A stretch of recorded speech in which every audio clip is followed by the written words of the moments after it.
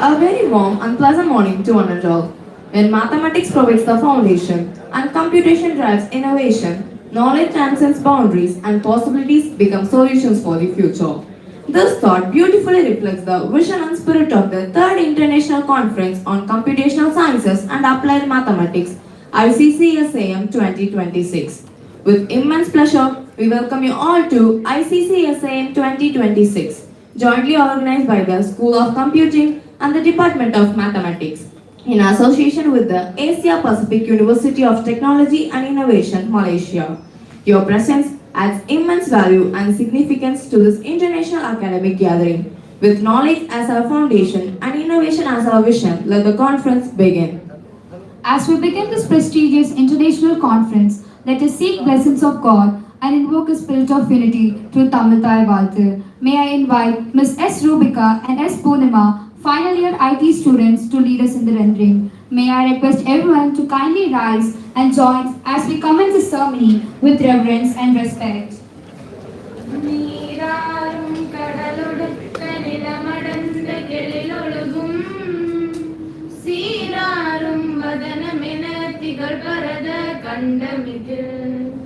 தெக்கணமும் அதில் சிறந்த திராவிடனர் திருநாடும் தக்க சிறு பிறை நுதலும் தரித்தனரும் திலகமுமே அத்திலக வாசனை போல் அனைத்துலகும் இன்பமுற எத்திசையும் புகழ் மணக்க இருந்த பெரும் தமிழனங்கே தமிழனங்கே உன் சீரிழமை திறம் இயந்து செயல் மறந்து வாழ்த்துதுமே வாழ்த்துதுமே வாழ்த்துதுமே.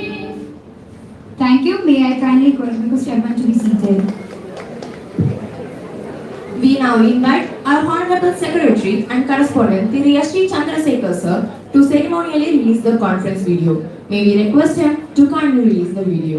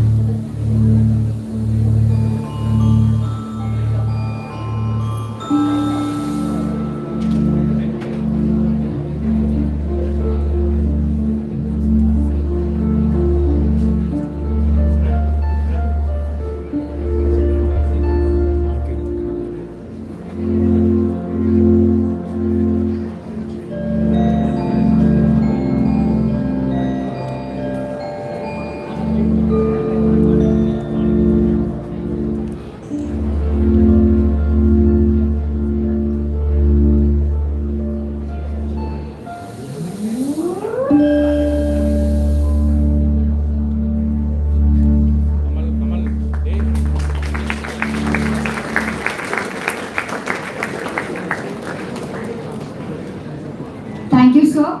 May we now respectfully request our esteemed dignitaries to kindly grace the dais and lighting the Kuttuvilakku.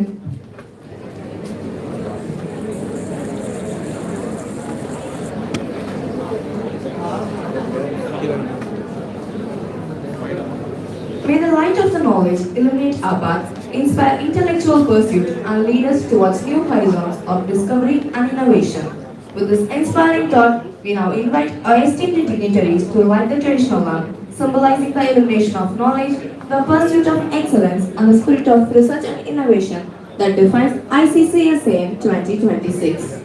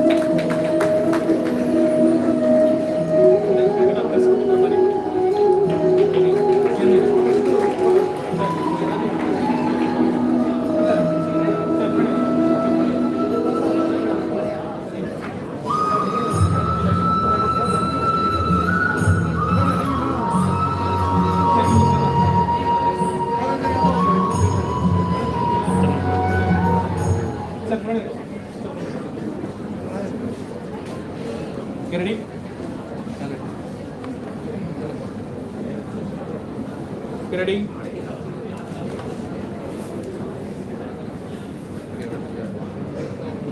Okay.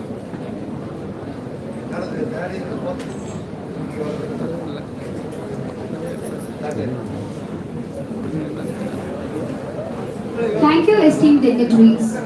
Every great academic gathering begins with exchange of ideas, and every exchange of ideas begins with a warm welcome. Embracing the spirit of knowledge sharing and togetherness, we invite Dr. C. Radhika Ma'am, Assistant Professor. Embracing the spirit of knowledge sharing and togetherness, we invite Dr. C. Radhika Ma'am, Assistant Professor, Department of Mathematics, to welcome the gathering.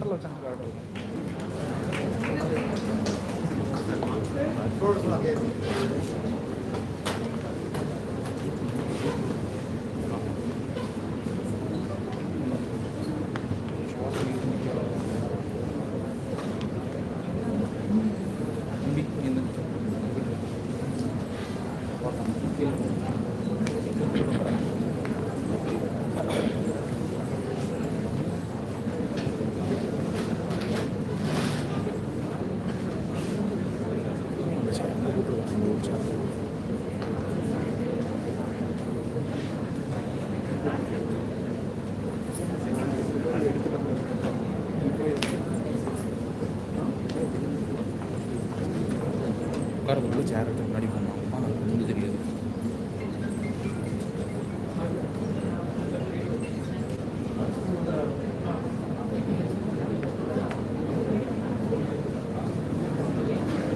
Respected dignitaries on the dais, esteemed chief guests, distinguished academicians, researchers, faculty members, industry professionals, dear participants, and my beloved students. A very warm and a gracious morning to one and all. It's given me immense pleasure and a pride to extend my heartfelt welcome to you all to the 3rd International Conference on Computational Sciences and Applied Mathematics, being held in hybrid mode on this special occasion. On behalf of VET Institute of Arts and Science, School of Computing and Department of Mathematics, I am delighted to welcome you all to the significant academic gathering jointly organized in association with Asia Pacific University of Technology and Innovation, Malaysia. I extend my respectful welcome to our Secretary and Correspondent, Thiru Chandrasekhar SD, whose visionary leadership and continuous encouragement inspire us to pursue academic excellence and create meaningful opportunities for our students and faculty. Welcome you, sir.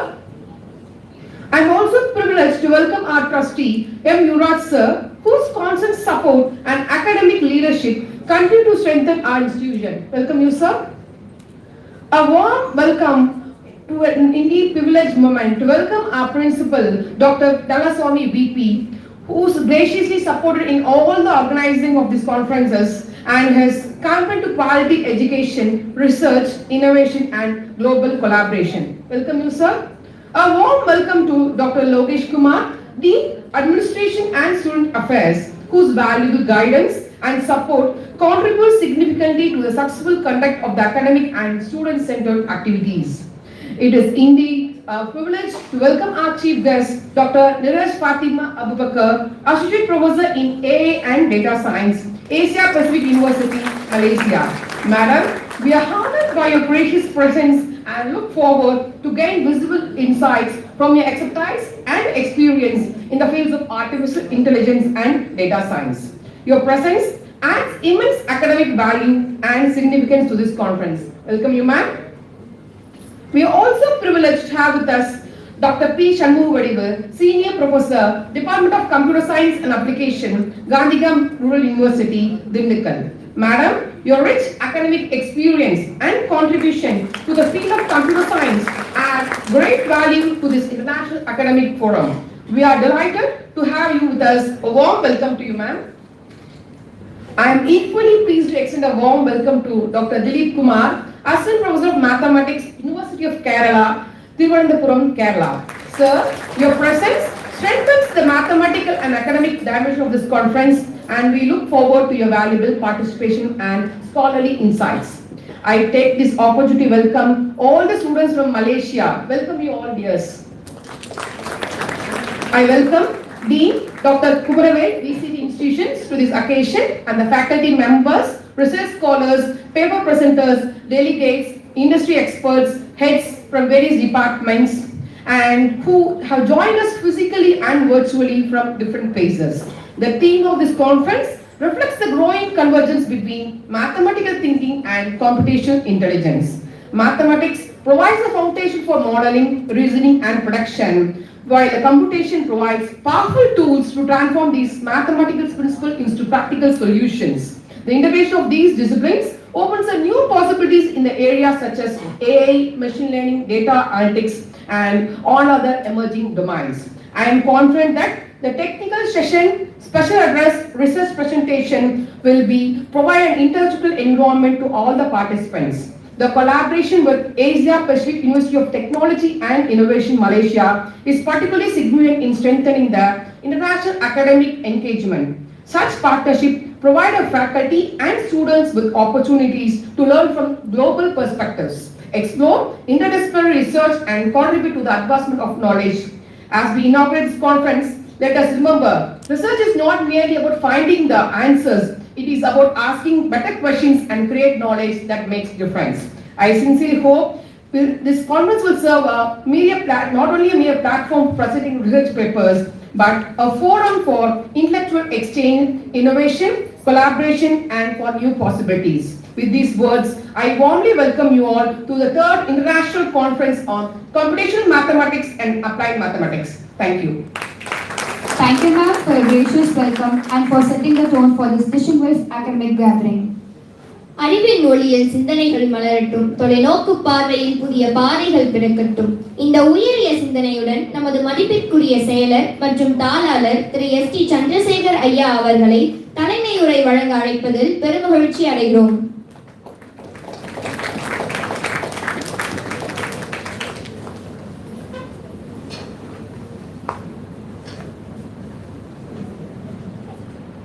BET Institute of Arts and Science கல்லூரி சார்பாக 3rd International Conference on Computational Science and Applied Mathematics என்கின்ற இந்த international செமினாருக்கு சிறப்பு விருந்தினராக வருகின்றிருக்கின்ற எங்கள் அன்பிற்கு பாஸ்கரியும் கடந்த 3 ஆண்டு காலமாக இங்கு வருகின்ற நாம் கல்லூரியை சிறப்பித்துக் கொண்டிருக்கிறோம் பாத்திமா அபுபக்கர் அவர்களே மற்றும் கேரளாவிலிருந்து வந்திருக்கின்ற திலீப் குமார் அவர்களே மற்றும் இங்கு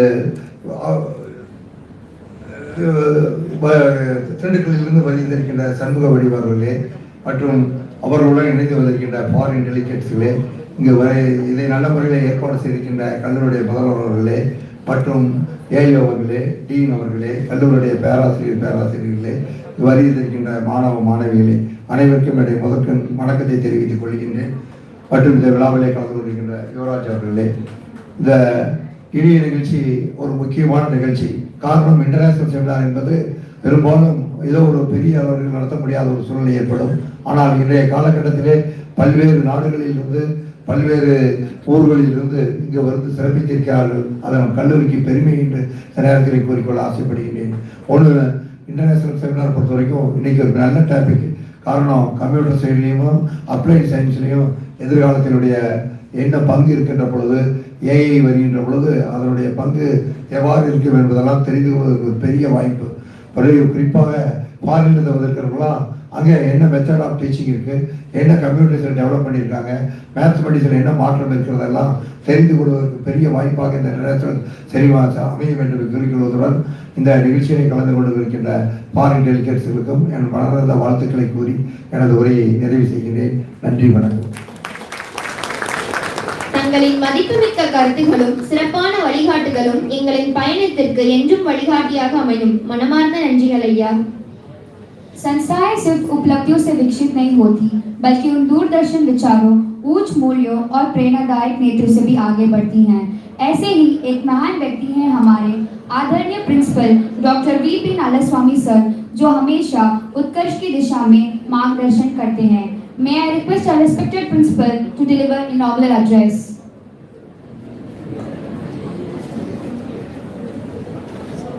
Respected dignitaries of the dais, my dear colleagues and students from various parts of the world, and my dear students of our ETAS, a warm good morning to all of you. It's my great pleasure to provide this inaugural address in this third international conference on computational sciences and applied mathematics, jointly organized by our Department of Computer Science, School of Computing and the Department of Mathematics in association with Asia Pacific University of Technology and Innovation, Malaysia. As you know, mathematics is queen of all the sciences, and computer sciences provides solution for all the core sciences. It is hardly connected with all the sciences. Without computer, we are not working in any core science. So hope this conference provides a lot of solutions to the real world problems, because this conference brought two major sciences under one roof, and we are going to address the real world problems and we are going to provide solutions. And this kind of conferences will gives you an idea about the future technologies and the future challenges we are going to face, because the world is always provides a lot of new challenges towards us. When we complete almost all the technological advances, Corona introduced a new problem to us. With that, the entire world stopped with the regular functioning for a short period. Even though as a human being have the confidence and courage of coming out of any kind of problems. Likewise, nowadays the AI, the threats given by the AI shocked the entire world, but the humans are proving that with the AI we are ready to provide our services as a value added and in different perspectives. So with the use of AI and quantum computing, we are going to solve the next generation problems. So my request to the Gen Z kids, you always live with AI and be live with AI and provide solution to the entire human and the other living and non-living things in this world. So wish you all the very best. I wish you for the this conference for a great success, and you have to take a good takeaways throughout the day. Wish you all the best. Thank you. धन्यवाद sir, आपके प्रेरणादायक और ज्ञानदायक शब्दों से हम दिल से आभारी हैं। La progrès devient significante lorsqu'il est renforcé par l'orientation, l'engagement et le soutien collectif. Dans cet extraordinaire progrès, je l'honneur d'envoyer notre Young Administration et Affairs Student, Dr. S. Lokesh Kumar Nase, address à l'Assemblée. Merci beaucoup, which means in French, because she has introduced me in French. So, merci beaucoup, bonjour, good morning to everybody. Respected Secretary, respected Trustee, beloved Principal, resource persons and chief guests of the day, Dr. Mirase Fatima Abubakar from Asia Pacific University, Dr. Dilip Kumar, Professor of Mathematics from University of Kerala, Trivandrum, India, Dr. P. Shanmuga Vadivu, Department of Computer Science and Application, Senior Professor, Gandhikram Rural Institute, Dindigul, India, Program Leads, Head of IQAC, Dean of Academics from Federal College of Engineering Technology, faculty members from various other institutions, participants from other institutions, faculty of VTIs, and my dear students, good morning to everybody. So this conference has been followed up by Dr. Karthika and Dr. Radhika for the past 1 year, and I congratulate the entire team for this wonderful organization of this conference. So congratulations once again, and I wish everyone to have a meaningful day out of this conference. As Principal have told, this AI and mathematics is integrated together. So wishing you all the best. Thank you.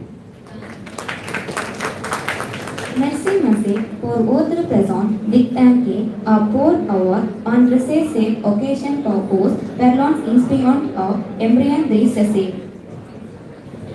Great personalities inspire us not only through their achievements but also through the values they represent. As a gesture of highest esteem and heartfelt gratitude, may I respectfully request the dignitary on the dais to honor the esteemed chief guest with a token of love. आज हमने हमारी सम्माननीय chief guest doctor Niresh Fatima Abubakar ma'am को सम्मानित करने के लिए सौभाग्य प्राप्त किया है। आज हमने डिग्नेटरी से विनम्र अनुरोध करती हूँ कि वे कृपया फातिमा जी को आधार स्वरूप पद देकर सम्मानित करें, जो एशिया पैसिफिक यूनिवर्सिटी मलेशिया से आई है।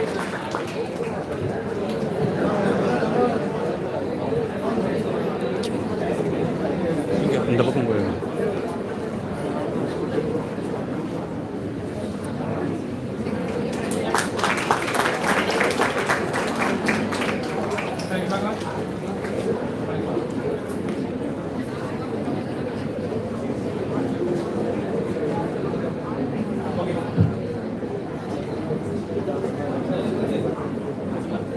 இந்த சிறப்புமிக்க தருணத்தில் நமது மதிப்பிற்குரிய சிறப்பு விருந்தினர் டாக்டர் பி சண்முக வடிவு அம்மா அவர்களை கௌரவிக்குமாறு அன்புடன் வேண்டுகிறோம்.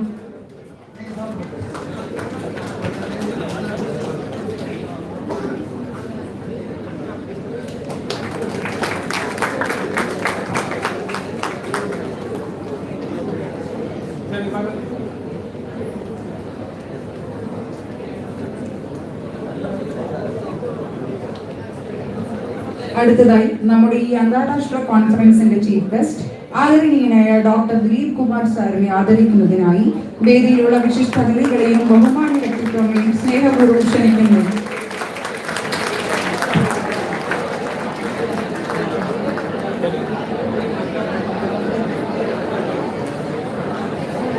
Our sincere gratitude to our esteemed dignitaries for this gracious gesture and our heartfelt regard to our honored chief guest for graciously accepting this mark of esteem.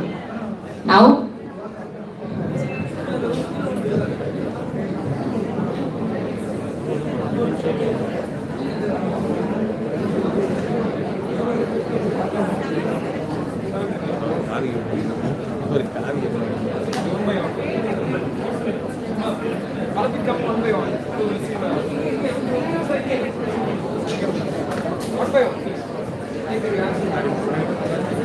may I invite Mr. Ibrahim from 3rd BSCSA to welcome our global students.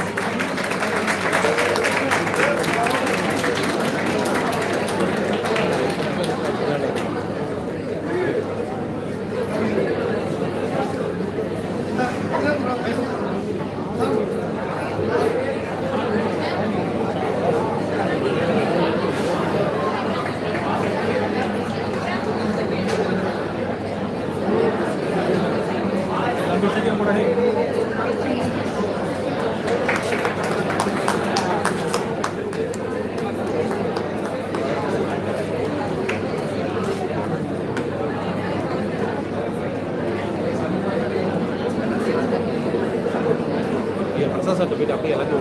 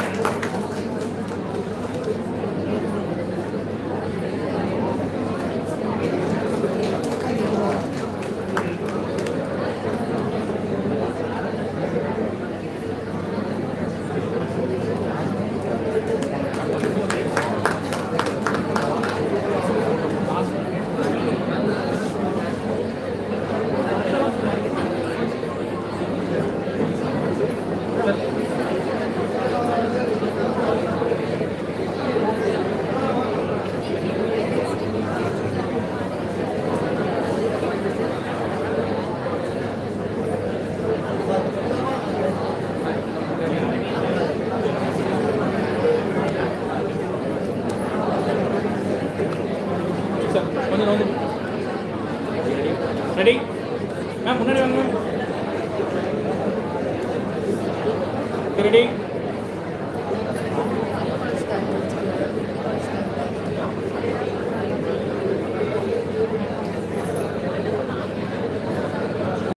Good morning to one and all present here today. I will be delivering my speech in Malay and I kindly ask you to understand it. Thank you. Selamat pagi dan salam sejahtera kepada semua yang hadir pada hari ini. Sebelum saya memulakan ucapan, izinkan saya menyampaikan sebuah pantun sebagai tanda alu-aluan kepada para pelajar dari Asia Pacific University of Technology and Innovation Malaysia. Pergi ke taman memetik melati harum di waktu pagi. Selamat datang kami ucapkan sepenuh hati, semoga bahagia di sini setiap hari. This pantun poem expresses our heartfelt welcome to all our students of Asia Pacific University of Technology and Innovation Malaysia and our wish that they will be happy and comfortable here. Saya merasa amat berbesar hati dan berbangga untuk memperkenalkan para pelajar dari Asia Pacific University yang telah datang dari pelbagai negara untuk bersama-sama dengan kita.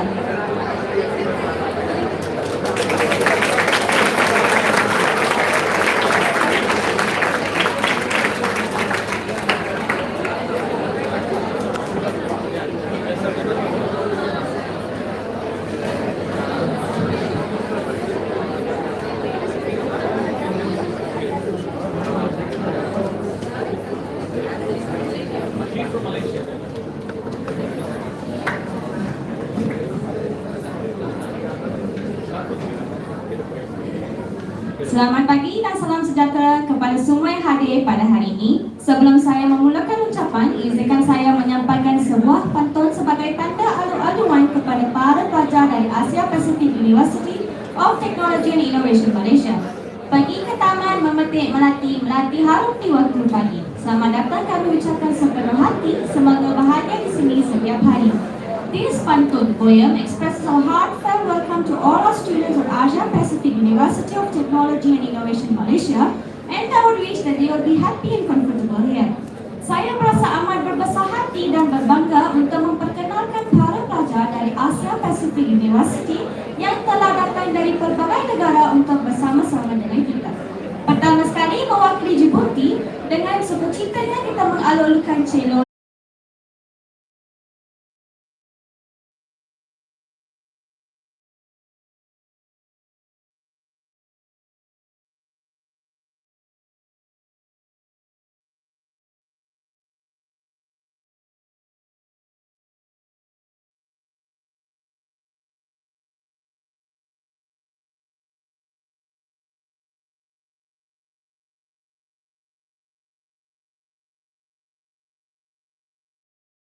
kita mengalu-alukan Encik Radwan Muhammad Omar yang sedang mengikuti sarjana sains dalam kecerdasan buatan. Selamat datang.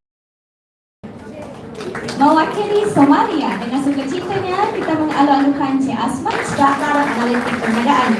Selamat datang Encik Asma Diwali. Dari Indonesia, kita amat berbesar hati untuk mengalu-alukan Encik Alwaru Altafiri yang sedang mengikuti pengajian ijazah sarjana murah sains dalam sains komputer analitik data. Selamat datang Encik Alwaru Altafiri. Kehormatan kita mengalu-alukan Encik Elena Watcher yang sedang mengikuti pengajian sarjana sains dan sains data dan analitik perniagaan. India kita mengalu-alukan Encik Samina Sidikwa yang sedang mengikuti pengajian sarjana sains dalam kecerdasan buatan. Selamat datang Encik Samina Sidikwa. Akhir sekali mewakili India, dengan sukacitanya kita mengalu-alukan Encik Zeshan Ali yang sedang mengikuti pengajian sarjana sains dalam sains data dan analitik perniagaan. Selamat datang Encik Zeshan Ali. Marilah kita memberikan tepukan yang gemuruh dan sambutan yang amat hangat kepada semua pelajar antara bangsa kita. Let us give a big round of applause and a very warm welcome to all our international students. Sekali lagi, selamat datang kepada anda semua. Kami amat berbesar hati menerima kehadiran anda bersama kami. Sekian, terima kasih. Studying here at VDIAs. One is Reshmitra Balakrishnan from Malaysia. She is studying costume design and fashion at VDIAs. And we have got one more student from Kenya. And he is studying computer science and fashion. He is the final year of computer school computer. Thank you. It is a great honor to invite our esteemed dignitaries to formally release the proceedings of our ICCSAM-2026 conference, a compilation of valuable scholarly contribution and insights. proceedings inspire further research, meaningful collaboration, and innovation in the years ahead.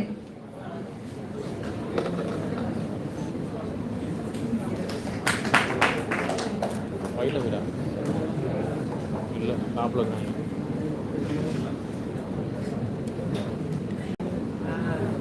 55 இவ்வளோ போட்டுருவோம் அப்படியே cut கூட சரி இங்கே பாருங்க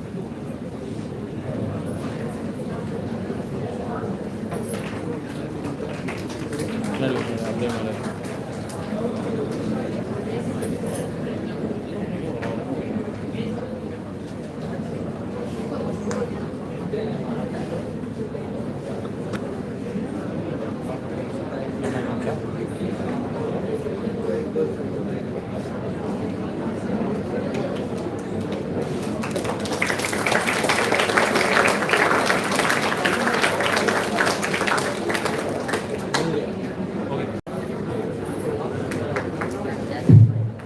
Thank you, dignitaries. It's now time to introduce our esteemed chief guest, Dr. Niresh Fatima Abubakar Ma'am, Associate Professor of AA and Data Science, Asia Pacific University, Malaysia. We are delighted to have her with us today. Let us now listen to her profile through an AA-assisted voice presentation. It is my great pleasure and honor to introduce our esteemed chief guest, Dr. Niresh Fatima Abubakar, an accomplished academician, researcher, and mentor with extensive expertise in computer science, data science, and artificial intelligence. Dr. Niresh holds a PhD in computer science, specializing in intelligent systems and artificial intelligence from University Putra, Malaysia. Her doctoral research focused on developing efficient machine learning classifiers for breast cancer diagnosis using mammographic images. She also holds an MPhil in computer science, an MCA from Madurai Kamaraj University, and a bachelor's degree in mathematics, reflecting her strong multidisciplinary academic foundation. Currently, she serves as an associate professor at Asia Pacific University of Technology and Innovation, Malaysia. She has extensive academic experience across Malaysia, Ireland, the UAE, and other international institutions. Her research interests include machine learning, artificial intelligence, computer vision, medical image analysis, and natural language processing. She has contributed to over 30 international research publications, including IEEE conferences covering areas such as breast cancer diagnosis, retinal imaging, thyroid cancer, and deep learning in agriculture. She is also actively involved in academic collaborations, interdisciplinary research, and doctoral examination, focusing on real-world applications of artificial intelligence. It is a privilege to have such an accomplished scholar with us today. Please join me in warmly welcoming our esteemed chief guest, Dr. Niresh Fatima Abubakar Ma'am. Thank you. जब ज्ञान सिर्फ कक्षा तक सीमित न रहकर वास्तविक जीवन की चुनौतियों से जुड़ता है, तब वही ज्ञान बदलाव एक शक्तिशाली रोशनी बन जाता है। इस सुंदर विचार के साथ मुझे बेहद प्रसन्न हो रहा है कि मैं डॉक्टर निरेश फातिमा अबूबकर मैम को उनके स्पेशल एड्रेस के लिए आमंत्रित करूं। मैम, आपके अनुभव विचार हम सभी के लिए निश्चित रूप से प्रेरणादायक होंगे। Ma'am, may I request you to kindly address the gathering.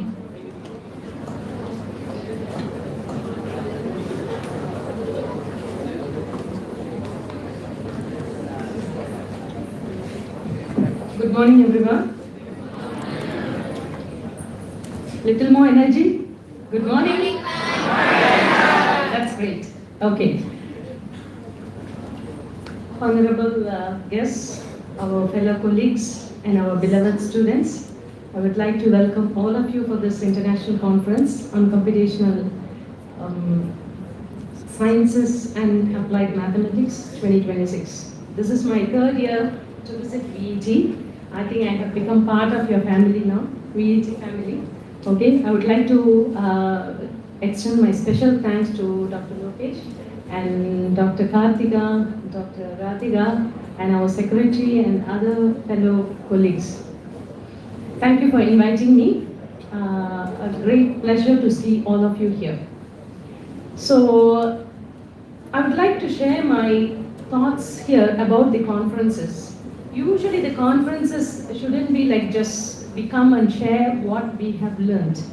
it should also be a conference where you make connections with people, where you develop the network, and also you have to discover something new idea. Okay, so why I'm saying this, usually we always stick to the concept of learning things what we know. Okay, now you have to step into the next stage of you have to learn things what we do not know. Okay, so ask questions, think critically, make more connections. So I have brought students from almost 5 to 7 countries, from Somalia, from East Africa, from India, as well as from Germany, and also from other countries. So you can make connections. Based on this, you also can collaborate with them with the research. So after this conference, I'm expecting you guys at least to have one connection between all of you. Okay, that will develop a very good network. That research you can join with the research collaborations, or maybe you can develop some projects. Being a bachelor students or a master graduate students, you can also join together to develop projects, and also you can exchange the culture. Okay, so you can also get to know the learning pathway of them, or also maybe you can also share the learning pathway of yours. So that's a very great cultural exchange between all of us. Okay, so that is the main intention. I have brought my students to introduce to all of you the different culture and the different connections and everything. So look at this conference as not just only sharing what we know. Okay, please make it as try to discover new ideas. So the new ideas doesn't come just sitting in the conference hall or something. You can meet up during the lunch hours, or maybe you can during the coffee break time you can meet up and you can exchange the ideas. The reason why I'm saying this, when we are looking at one single problem, we have different perceptions. Do you all agree with me? We have different perceptions. The problem that you look at it will be different. The same problem, if I look at it, will be in a different perspective. So when these different perspectives join together, we can really come out with a very great idea that helps the society in this upcoming future. Okay, so the single problem, one single problem can be looked at it in a different perspective. For example, my student can look at it in a different perspective. You can look at it in a different perspective. Join together, share your thoughts, accept the valuable thoughts, and then start working on it. You will come out with a very good product. Okay, so that is what the main intention of this conference as my request. So the conference is not just we just come and share the knowledge, whatever we know, we just present it and then just we go off. No, we have to sit there, we have to discover the new ideas. So to take away, to complete this conference, so towards the end of the conference, I'm expecting each of you, I'm talking about each and every individual student, to have at least one connection, or maybe one idea, or maybe one thing that is possible for you to go with it. Okay, so please try to ask more questions. Try to think critically, because you guys are in the AI world. Okay, our generation has gone. Your new generation are stepping into, or you have already stepped into the AI. Everything is AI now. So how we are going to have our human intelligence towards this artificial intelligence to survive in this world? That's the thing we all have to learn. And my keynote speech will go deeper down into that. So ask more connections. First talk, communicate, guys. What I see in this generation is very lack of communications, right? Everything talking through the mobiles and everything, right? So please talk, express yourself, your ideas and everything. So have a brainstorming sessions. You can definitely make connections. You can also connect me through LinkedIn. I have shared all my Google profile, my LinkedIn and everything. So please connect with me also, and also with my students, to have better collaborations in order to serve the society in a positive way. Okay, so that's all my final request. Thank you for this invitation, and thank you very much to all our PET members and beloved students and my students as well. So they are all very good students, they are my master students. Some of them have completed and some of them are ongoing. So you can have connections with them. Create network. Network is the biggest knowledge or biggest wealth for you in this world. Okay? Thank you everyone, and thank you so much. Thank you, ma'am, for gracing this distinguished gathering with your eloquent address and for enriching the occasion with your profound perspective and invaluable insights. With hearts full of gratitude, let us now acknowledge and appreciate all those who invaluable presence, support, and contribution have made this distinguished occasion truly memorable. With deep sense of gratitude, we now invite Dr. S. Karthikay Ma'am, Assistant Professor, Department of IPCT, to propose vote of thanks. Respected Chief Guest, Honorable Management, distinguished dignitaries, faculty members, participants, and dear students. Good morning to one and all. On behalf of everyone present, it's my proud privilege to propose the vote of thanks for the third international conference on Computational Science and Applied Mathematics 2026. In absence, I extend my sincere gratitude to our management, Thiru S.D. Chandrasekhar sir, Secretary and Correspondent, and Mr. M. Yuvraj sir, Trustee of Vellalar Education Trust, for gracing their August gathering. First and foremost, I extend my gratitude to our Chief Guest, Dr. Fatima Ma'am, Associate Professor in AI and Data Science at Asia Pacific University, Malaysia, for her enlightening insights into the significance of artificial intelligence. Thank you, ma'am. I am honored to extend my sincere gratitude to Dr. Dilip Kumar, Assistant Professor of Mathematics, University of Kerala, Trivandrum, for sharing their insights into the applied analysis and astrophysics. Thank you, sir. I take the great privileges to extend my sincere gratitude to Dr. R.P. Shanmuga Vadivam ma'am, Senior Professor, Department of Computer Science and Applications, the Gandhigramam Rural University, Dindigul. Thank you, ma'am. Then, with a great pleasure, I extend my sincere thanks to our esteemed academic leaders, Dr. V.P. Nalasamy sir, Principal, VTIAS, Dr. S. Logesh Kumar sir, Dean, Administration and Student Affairs, Dr. P.M. Palanisamy, Sir, Director, Center of Research and Development, Dr. C. Radhika, Assistant Professor and Head Department of Mathematics, Dr. D. Karthika, Program Lead, School of Computing, for their invaluable support, continuous encouragement, and wholehearted support in making the conference. I would also like to extend my sincere thanks to all the heads, students, and participants for this occasion. I would also like to extend our sincere thanks to the students from Asia Pacific University, Malaysia, for joining us this conference as a part of with us. Thank you. Have a good morning. Thank you, ma'am. On behalf of the organizing team, we extend our sincere gratitude to all our dignitaries, invited guests, resource persons, faculty members, researchers, delegates, and participants joining us both in person and virtually. Your presence, participation, and enthusiasm have added immense value to this international academic gathering. Have a wonderful and enriching ICCSAM 2026.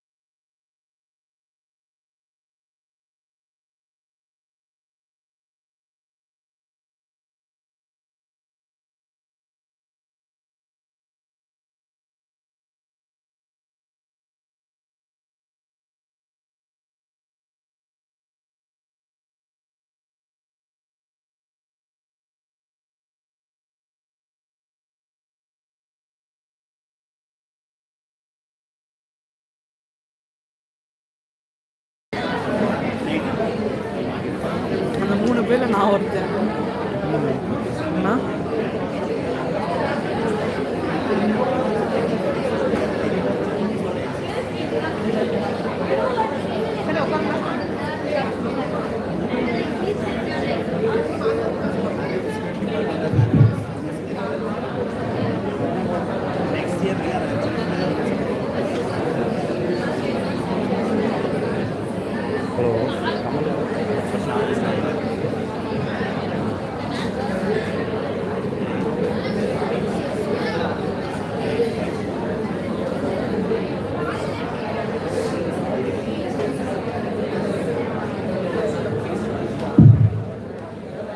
Good morning, guys. How are you all? Looks very cheerful. That's great. Very good. Keep up the cheerful until the end of the conference, okay? So will you all make one connection at least towards the end of the conference? Let me see. I'm going to check with all of you, okay? At least one single connection. Okay, great.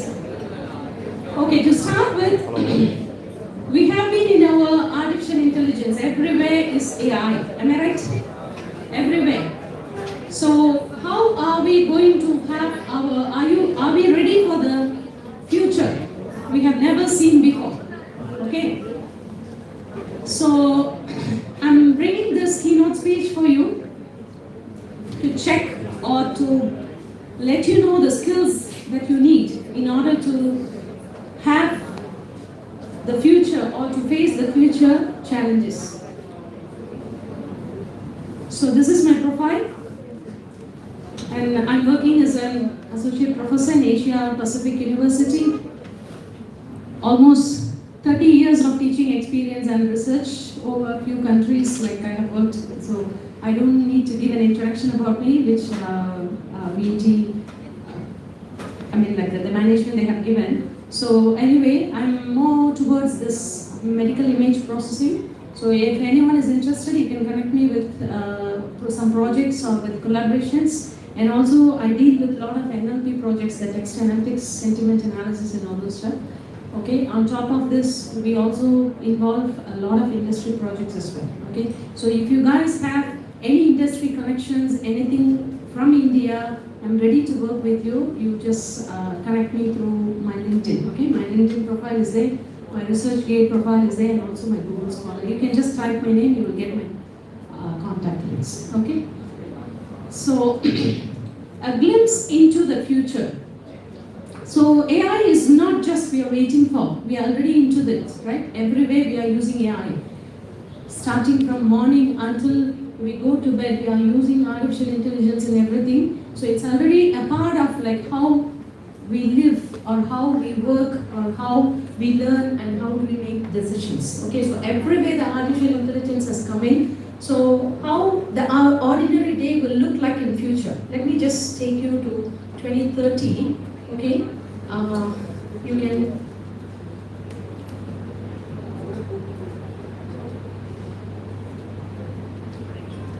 so starting from the noise detector, temperature detection. So this is a smart home, okay?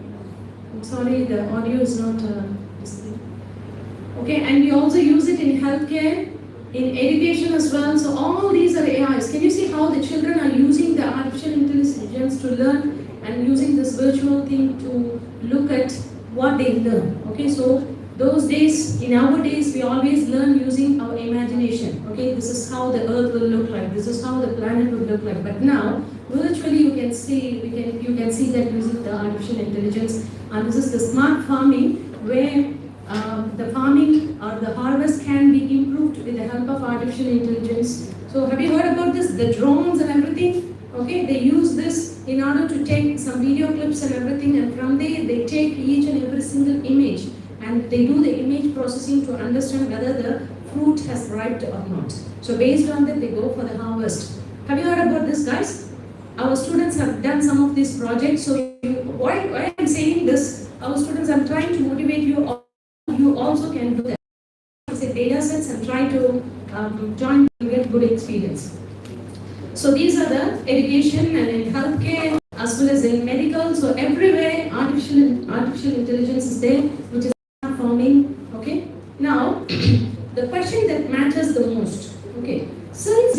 into this AI everywhere, okay, in everything, starting from morning, because the alarm wakes up using AI. The temperature is set using AI. Your windows are, the curtains are opened using AI. So we are into this AI. So what the question matters here, we are building the machines that can think, that can learn and that can take decisions. So, but are we preparing? We human. So we have this questions. Have you noticed your parents might be asking this question, how will you compete with this AI? Will you get a job opportunity in future? Everyone has this question. Do you all agree? Will AI take my job? Is AI smarter than me? Okay. Can I even keep up? Or what do I actually need to know? Because when we know this AI does everything, what is our role? Being a human intelligence. Okay, so how are we going to keep up the skills so that the AI can be used as an assistant, not dominate? Okay, so that's the skill you need to know and how we are going to bring it up. So these are the questions that every student or parent or maybe the young researchers have the questions, or maybe they are silently asking like, how am I going to survive in this artificial intelligence world? So our journey today, I'm just gonna do this. What is AI? Just the real terms, and then what AI can do and what AI cannot do, and also what makes us irreplaceably human. So what are the skills we have that cannot be replaced by artificial intelligence, and also how is AI already changing the world? How do you prepare? Okay, so you being a student, because you're all the young generation who are going to occupy the future. Okay, so how you're going to keep up all these skills? So what is AI really? AI is actually simpler than we think. Okay, imagine a child. A child learns each and every single thing by the way the child is being told. For example, an apple or maybe a banana. From the child, okay, this is apple, this is apple. You keep saying that this is apple. Automatically, the child will start to learn, yes, this is apple. Am I right? After 1 year or maybe after 2 years. After 3 years, the child will be very confident to say that this is an apple. Am I right? Do you all agree with me? So how? We learn through the experience. The more the experience, the better the confidence. Okay? So we see, the child sees the object and then it learns.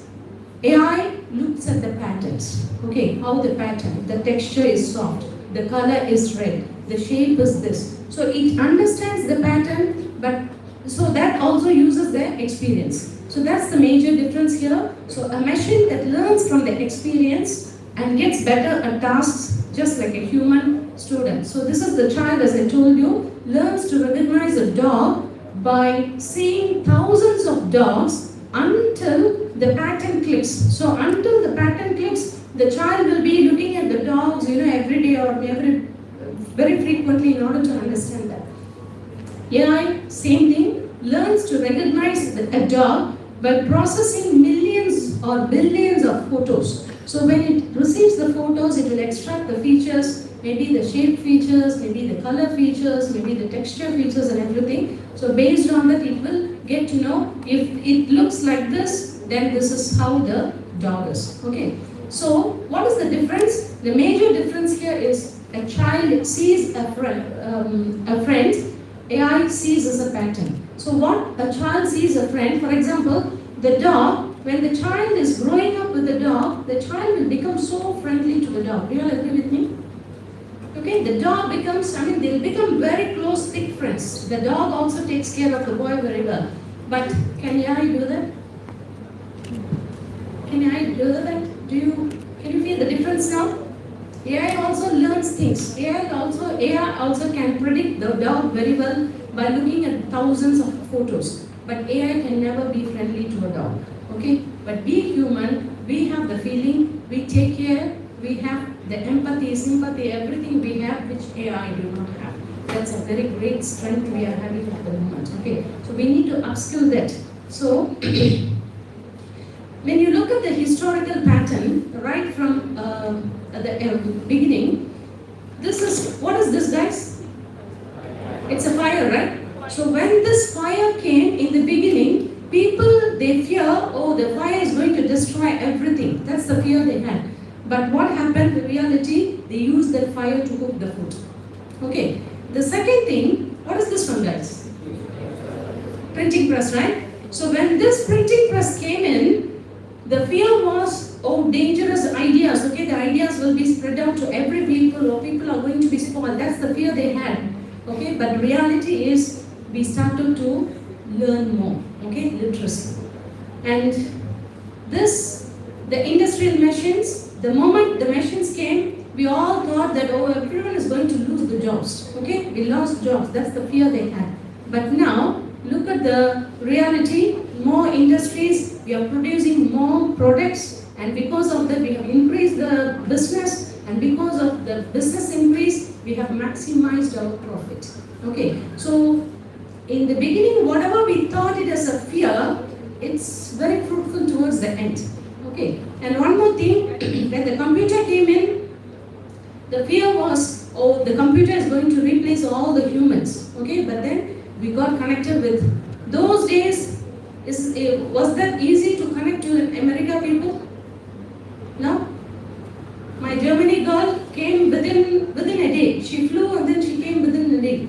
And we got connected. Every day we are in touch with her. Every day I'm in touch with my Djibouti students. Every day I'm in touch with my Indonesia students. So how is that possible? The computer, the internet, the moment it came, we are all connected. No more distance, no more, different thoughts. That's why I'm emphasizing this, to make connections. You are in a world where you have this computer or maybe your mobile device where you can immediately get in touch with other students to make connections. Okay, so why I'm saying make connections, the same thing what I said before, different perspectives. With the different perspectives, you can combine and we can come out with a good product.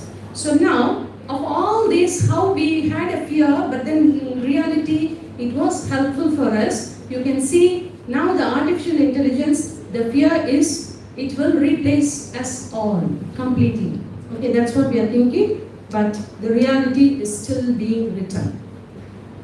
Okay, that's not the reality. It's not going to replace, right? And that's what I'm going to show you now. Okay. So what AI can do today?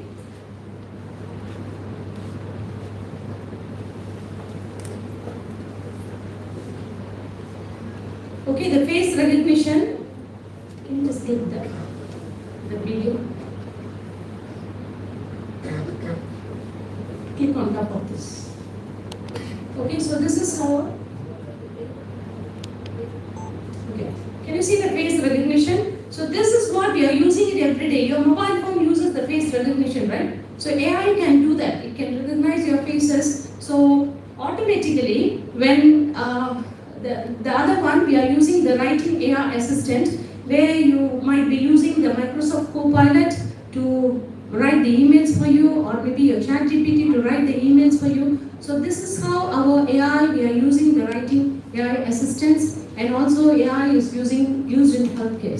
Okay, so the AI is everywhere now, everywhere. Okay. Now, the problem nobody talks about AI. AI can be confidently wrong.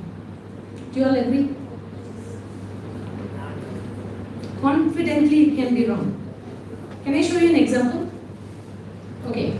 I want you all to find out, this is an AI generated image.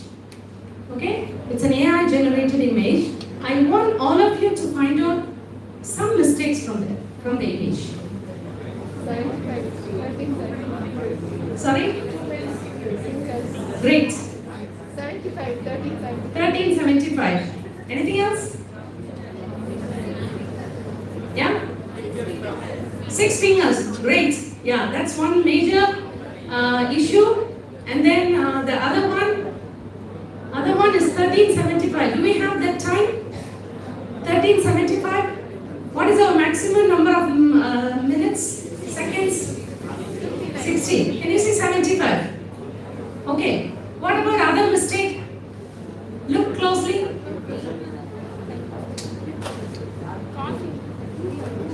Yes? It's okay, come on, you can make mistakes, no problem. One more. Can you identify one more? 6 fingers, yes. The time is wrong, yes. One more. Great. The person at the back, can you see the reflection of the man? It's totally wrong, isn't it, guys? So AI can make mistakes, but it is very confident that it's not making mistake.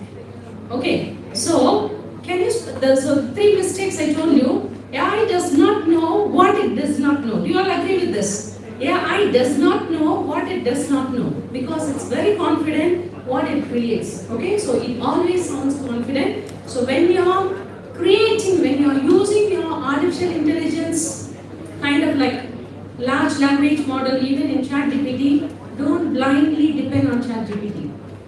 Do you all know that it can hallucinate? Do you know what is hallucination?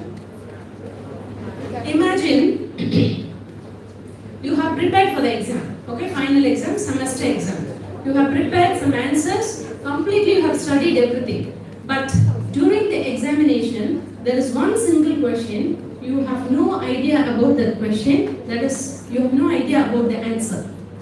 You don't know how to write the answer, but maybe one or two words you might have seen or you might have read or you might have heard during the class, but you have no idea about the answer. So what will you do during the examination?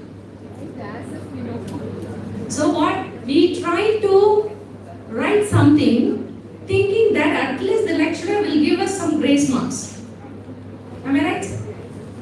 So we won't leave it empty, right? We give a chance, we give a try whether we can get some marks, maybe a 1 mark or 2 marks. So let me just write something which is related to that.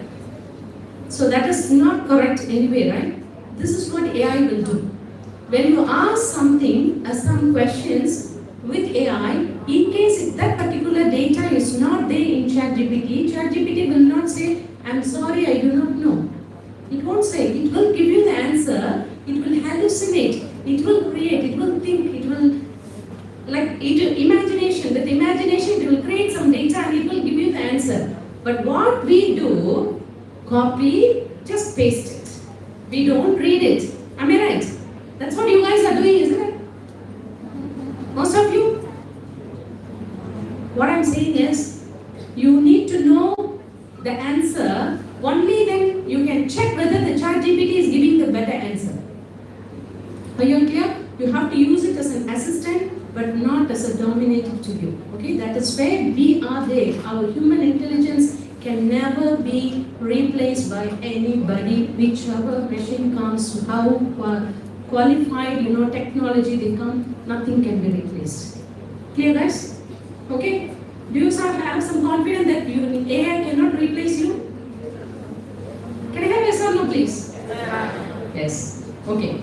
So it sounds confident even if it is wrong. Okay? So that's where you have to be very careful. Now the other side of AI, if you look at it, AI is powerful. Yes, we agree. But then, with this powerful AI, people can misuse, right?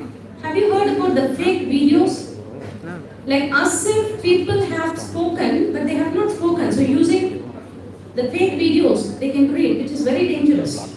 And then other one is privacy erosion. Using AI, they can collect your data without your knowledge. They can get everything, where you fly, where you travel, where you book the ticket, where you are going to stay, every detail they get to know. Okay. And then unfair decisions. Any example for this unfair decisions, guys? We do apply jobs through online, isn't it? Have you got to know that they are using AI systems to reject the applications because the AI has some keywords. If the keywords are missing from your CV, automatically the application is rejected. So the people who are really talented gets rejected because of this AI system. Okay. And the next one, jobs at risk, because AI has taken many people, especially the software development, right? Okay, so the software development, the hardcore programming is fading now. People are looking for the students or maybe the competitive talents, how to use AI to develop the project. Because AI, within a short period of time, you can develop the project. Instead of 3 months, within 3 days, you can develop a project using the vibe coding. Okay, some of your students are attending the vibe coding session of mine. I think they know better than this. So this, what we are trying to say is, AI, even though it's very powerful, but sometimes like this, look at the AI gap, like people who do not have a proper internet connection or proper devices, they are not able to make use of this AI. Okay, so the AI is not for everyone. What about the rural areas? People who are in villages who don't have the proper internet. Okay, so there is still a gap. Okay, and also AI in the wrong hands. Terrorists started using this AI to launch their missiles. Okay, without considering any other thing. So all these are the wrong side of AI. So AI is not everything, guys. Okay, that you should believe. So where are we coming in? So since we were talking about this AI and AI, everyone wants to learn AI. Okay, so where humans still matter, these are the qualities no machine can replace. Number one, the care. Can your AI care someone? No. What about learn? Can your the children learn from experience? AI learns from the millions of data. Okay, so the learning thing also differs, and the trust is earned, not programmed, isn't it? So the earning the trust. Just now you are creating an image. Can you trust that image? No trust. But it creates a fantastic image. Okay, a beautiful picture with a high quality, high resolution, everything is there. But 6 fingers, 13.75, the time, everything is wrong there, right? So the trust and also responsibility, someone remains accountable. So you cannot say, I developed this project using AI and that's why it went wrong. Can you say that to your client? No, you are the one who is taking the responsibility. Even though you use AI assistant like Cloud or maybe ChatGPT or whichever AI that you are familiar, you are the one who is responsible if anything goes wrong in your project. You are the person who is answerable to the client. Okay? So that is where these qualities no machine can replace. AI can be intelligent, but only humans can be wise. Do you understand what is the meaning, the difference? AI is intelligent, but wise, only humans are there. So what AI cannot replace? What AI cannot replace? See, look at this video. A teacher is teaching a child, okay, with a care, with the affection, with a smile, okay, with smile, with empathy, okay, everything is there. AI also can teach, but can it show this empathy? For example, a child is giving some answer. Can AI encourage the child? Oh, fantastic! You have done a good job. No, you, the teacher, can encourage the student. You have done a good job. Yes. Let's say the student is very weak, can't understand. So the teacher can sit next to the student and then can teach with some love and affection, some care and everything. So that only human can give, not the AI. AI can give lots and lots of techniques and lots of examples to teach, but not the empathy. Okay? So the wisdom, we get it from the teacher, empathy, and also the judgment. I mean, without judging a student, a teacher can teach. Okay, so all these qualities only the human can. So these are not weaknesses, these are our greatest strengths. Okay, compared to AI, can I have some silence please? Is it boring? Boring?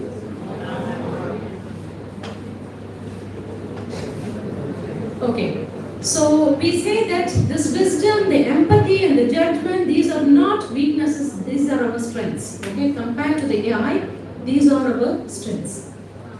So let's take this grandmother test. Okay, imagine your grandmother is unwell and frightened. I mean, she's a bit shivering or frightened for something, we have no idea. So AI can analyze her symptoms, AI can search medical database, and AI also can suggest diagnosis faster than any doctor. Okay, that's very true. We have to agree with that. But Can it hold her hand? Can it sit with her fear? Can it tell her family that she loves them? Nothing. Your AI can't do any of this. That's where we are there. That's where our strength is there. Okay. So every task sits somewhere on this spectrum. Look at this spectrum. We have AI and we have human. Okay, the spectrum. So sorting the data, AI can do. Okay. Writing the reports, AI can do very well. And making decisions, it's a shared ground because humans and AI together they make decisions. Am I right? Okay. Leading a team, humans can do. Okay. Definitely leading a team, AI cannot do. And then comforting the grief. Can you see that? This is the major important strength we have compared to artificial intelligence. Okay. So the humans, we are always the best with some of this. Okay. Comforting grief. The more human a task is, the more irreplaceable you are. Okay, so we cannot be replaced by the artificial intelligence machines. So you don't need to be scared of that future. How am I going to compete in this future world? You have some skills, use that skills and make use of the AI assistant to upskill your knowledge. Is that clear, guys? Okay. So how AI is already changing the lives. Look at the farmer in India. Okay, so the farmer in India, he can use the AI system to understand which leaves has the pests, the insects. So what sort of pesticides can be used? Imagine it's a very big land area. The farmer cannot go and check leaf by leaf individually. That takes a lot of time. So now the drones will help them to take images, and using the images, they can use some image processing to understand whether the insect is on the leaf. So which insect is that? The system will classify this is a particular insect, and for this insect what kind of pesticides can be applied. So it's a very great help for the farmers, okay, which saves their time. And also the blind student who can learn very well using the audio, using the sound, okay. So all this can be done with the help of AI. And the rural clinic, a person who is sitting in the rural area, he also can use the system in order to analyze the diagnosis, okay, with what sort of percentage the cancer level is and what sort of this, because he may not have much knowledge, but he uses AI for this. And the child who is learning at home, I'm talking about the rural areas, okay, learning at home with some, because they can't afford for the tuition, okay, tuition teacher, the money and everything, they can also make use of this. AI's greatest promise is not replacing the privilege. What I'm trying to say here is, it's not trying to replace us, but it is trying to privilege our needs, and it's empowering us, those who never had an access. So without this access, we are normal people, but with this access, we are trying to say that we can empower ourselves, okay, our knowledge, we can upskill our knowledge, okay. So look at this story. What happens when a student has an infinite tutor? Amira is 14. She lives in rural area with no access to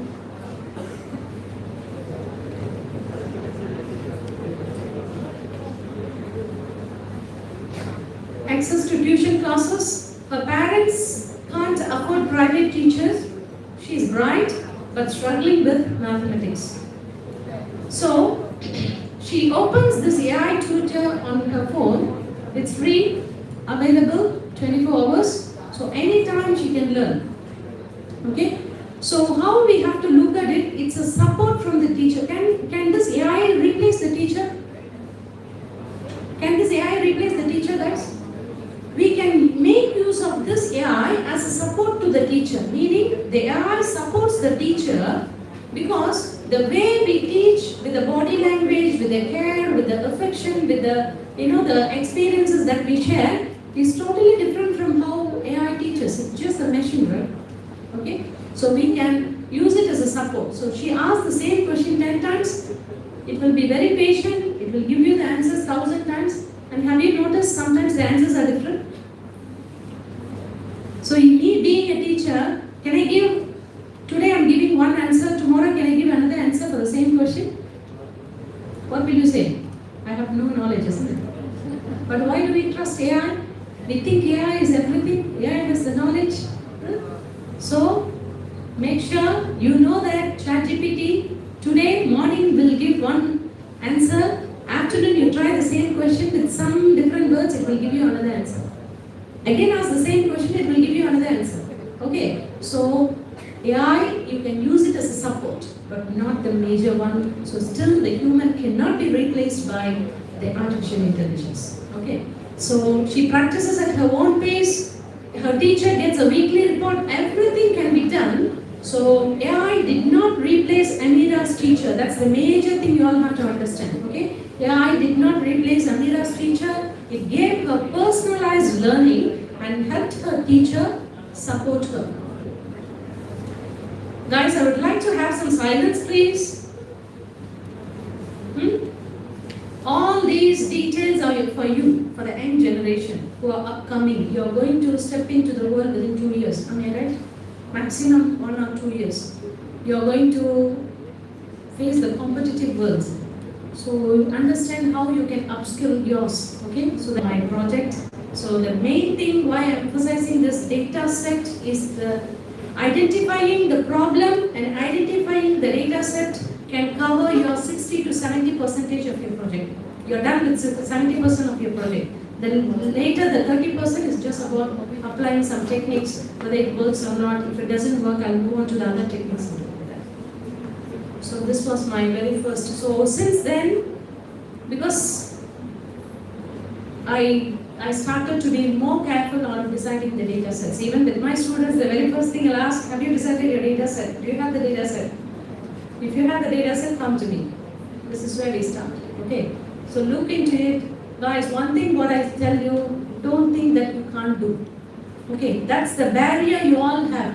Oh, this one is too big. I won't be able to do. No such thing. Nothing is rocket science in this world.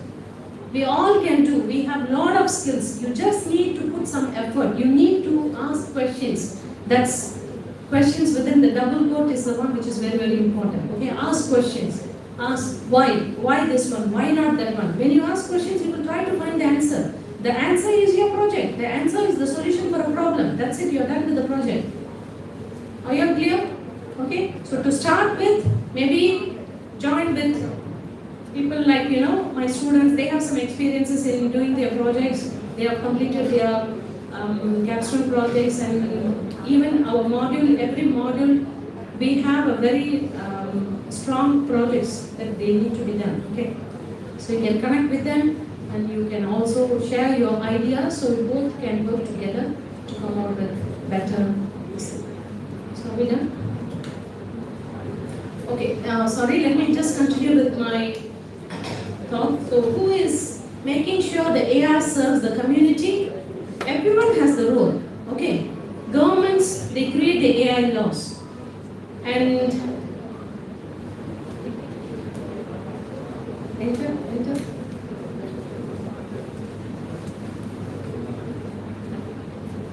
Positive to the society. That's very, very important, guys. It's very important. Okay, and civil society, they hold AI accountable. Okay, the people who are working in civil. And the next is you, the next generation. You are the one who is going to shape the future. Okay, you. I'm talking about you. Okay, each and every individual person of you are responsible to shape up the future. So shape up the future when you are developing a project. Make sure it doesn't harm the society.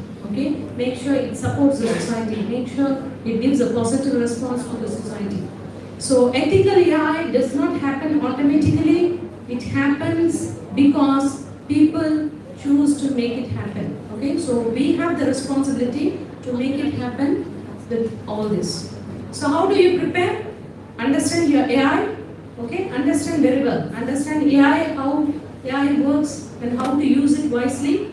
And strengthen the human skills, as I told you, because human skills, we have the empathy, we have creativity, we have ethics. Okay, can AI follow the ethics? Can the AI have the empathy? I showed you the grandmother test, right?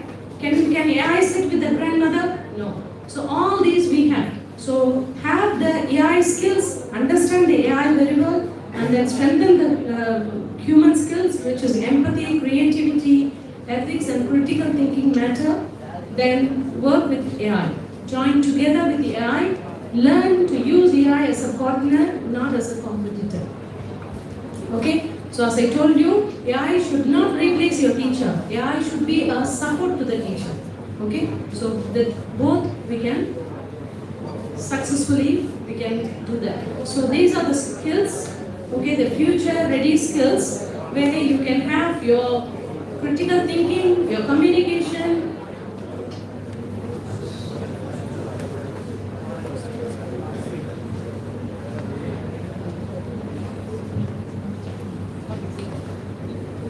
Okay, critical thinking, communication, empathy, problem solving, ethical judgment, creativity.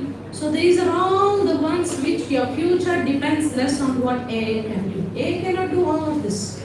Do you all agree, guys? Can AI do this? Can AI communicate, or maybe it can have empathy? Can it understand the people? No. Okay? So these are the strengths we have. So try to upskill all these and your future career in AI world. See, not just, don't think AI can replace you. AI assisted doctor or nurse, okay, still available. AI ethics guide, responsible AI. So all these areas, be human are there. Okay, AI cannot completely replace everyone. Okay, so AI, human verification journalist, for example, AI is creating a content. You have to verify, right? Being a journalist, can I just publish what AI has given?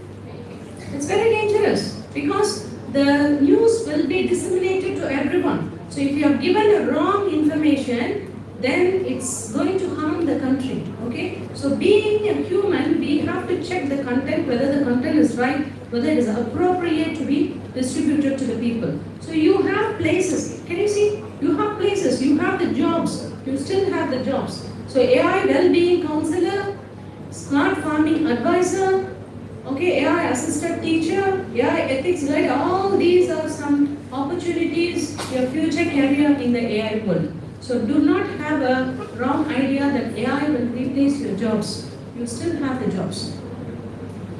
To have that job, I'm telling you, or I'm suggesting you to upskill your capabilities.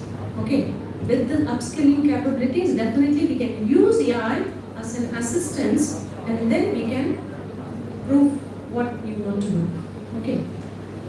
So the 5 things you can do this week, starting today, if you are really very serious, have a conversation with an AI, that is, think before you trust.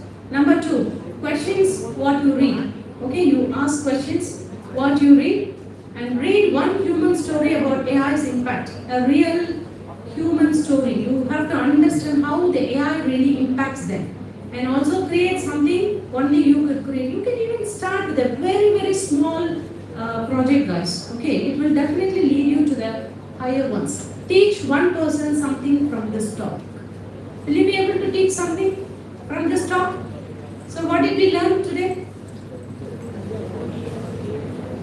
Any point, can you tell me? What have you understood from this? What have you understood from this talk? AI? Very good. AI cannot replace us, right? Do you all agree? You can use AI as your support. Okay? But together with that, upskill your knowledge, because as I told you, when any content is created, that content needs to be checked and verified by you to distribute the news. AI can give you the steps of how to make biryani, right? Can AI cook biryani? We human need to be there. Do you all agree? So we are still there, right? Our human intelligence is still there. Okay. So make sure that this is the path. You face a choice, not a crisis. You see here, the path you fear, ignore AI, resist change, fall behind, missing opportunities. This is the fear you have. But on the other side, boys are too noisy, huh? The path on the other side, the courage, you learn AI, build human skills, work alongside AI, shape the future. Can you see that? Both AI is coming as well as your human skills are coming. So when both are joined together, you will be able to shape the future very well. Okay, so rather doing the hardcore programming from the beginning, now you should learn how to use AI assistant in order to do the coding and in order to develop a project. Because that's what the company, right now the companies are expecting. They are not interested to spend 2 months, 3 months for the project. They want the project within 1 week. They want the project within 3 days. So how any human can write? They use cloud or maybe the entropy, to develop the projects by using the code generation AI. So we can learn how to use that, learn how to use AI assistant and then develop the projects, okay? So that's the final one. The future, we could build together. So all these you can see the doctor, the nurses, they are still with the AI in the rural area. Can you see that picture? This picture tells you everything. All the students, they use AI, but still they communicate each other, they share all these, and then you can see. So everywhere the AI in the farming, people are using it, but still we need our human skills to be joined together to have a better, bright future. Okay? So finally, this is my letter to your generation, guys. Okay? Dear generation of 2025, so we have passed out, so we are in 2026. We are the first generation to grow up alongside artificial intelligence. That is not a burden, that's a privilege to you. Okay? Use that privilege, use that AI skills as a privilege, so you have inherited the most powerful tool in the human history. So the question is not whether AI will change the world, the question... We have an AI-powered introduction to present Dr. P. Shanmugavadivu ma'am's biodata and engaging glimpse into her academic journey, expertise and contributions. Let us sit back and enjoy this special introduction where artificial intelligence takes the stage to introduce our esteemed speaker. Respected dignitaries, esteemed faculty members, it is my great privilege and honor to introduce our distinguished chief guest for today, Dr. P. Shanmugavadivu, Senior Professor in the Department of Computer Science and Applications. She is an accomplished academician, researcher, mentor, and administrator with an impressive multidisciplinary academic background. Her qualifications include an MCA and MTech in Data Science and Engineering, an MBA and MSc in Applied Psychology, and a PhD. This diverse academic foundation reflects her commitment to continuous learning and professional excellence.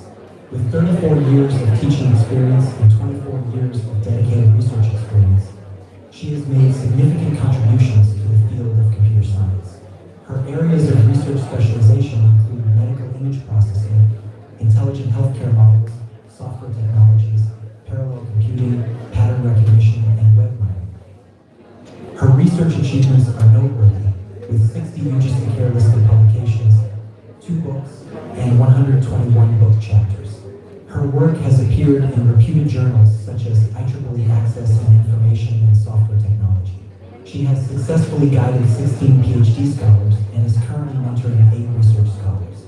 She also holds 2 patents and has contributed to major research projects with funding exceeding 239 lakhs.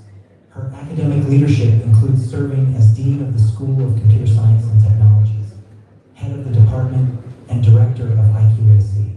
She has also delivered 119 invited talks at national and international academic forums and has represented her institution in the USA.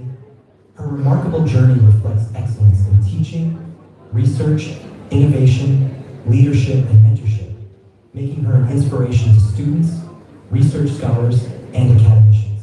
It is indeed our great honor to have such a distinguished academician and researcher with us today. Ladies and gentlemen, please join me in extending a warm and hearty welcome to our esteemed chief guest, Dr. P. Shanmugavadivu. Thank you. Respected dignitaries, esteemed faculty members, it is my great privilege and honor to introduce our distinguished Without any further delay, may I now invite Dr. P. Shanmugavadivu ma'am, Senior Professor, Department of Computer Science and Application, the Gandhigram Rural Institute, to take over the session and lead us through an insightful and engaging technical session.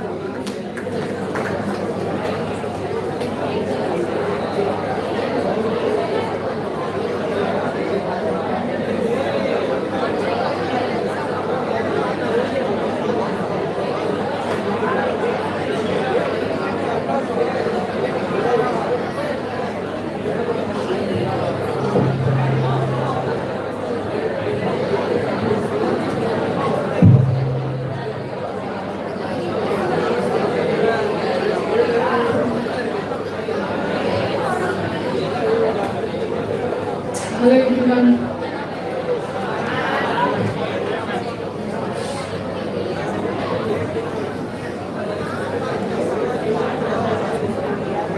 A warm and pleasant good afternoon to every one of you. Good afternoon.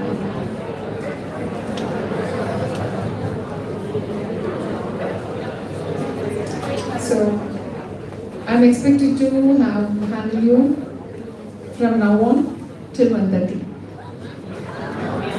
It may be a shock or a relief, I do not know. But however, we have to travel together. So my dear students,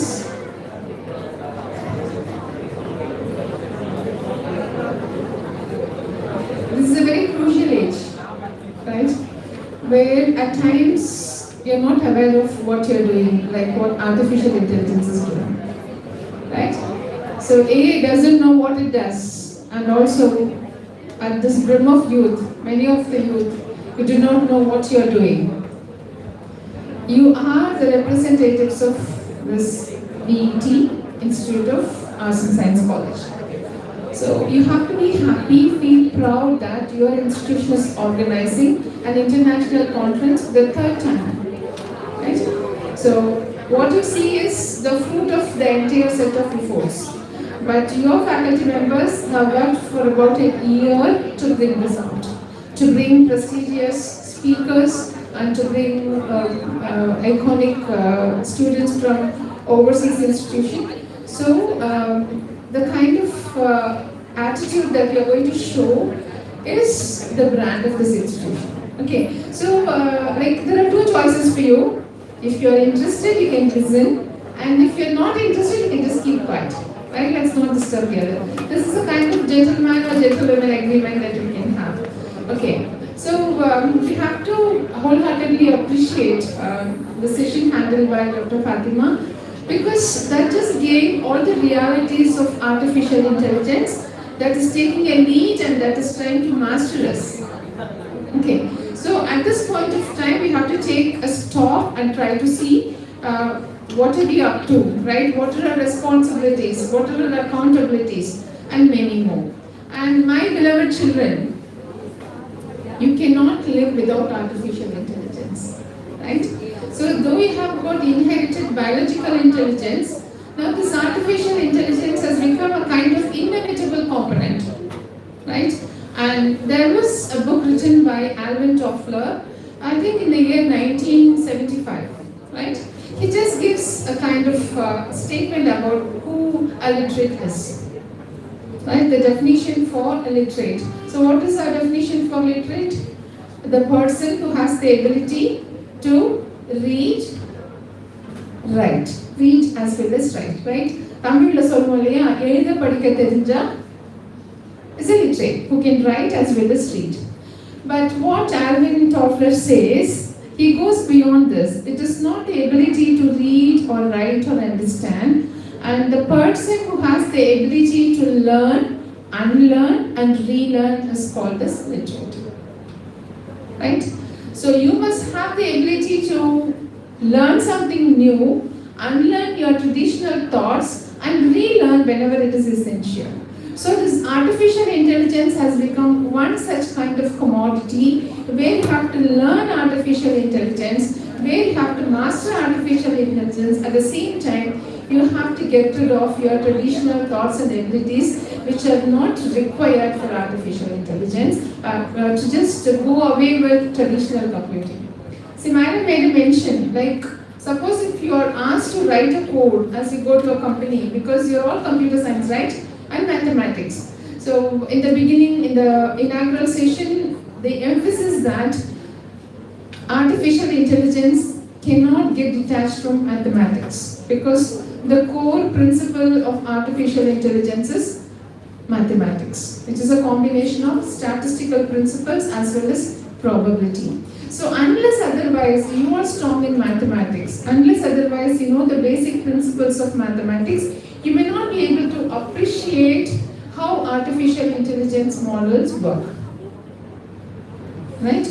And in addition to that, when we talk about this artificial intelligence, I think You are so inspired by the growth of Sundar Pichai? Yes? Google Incorporation, international company.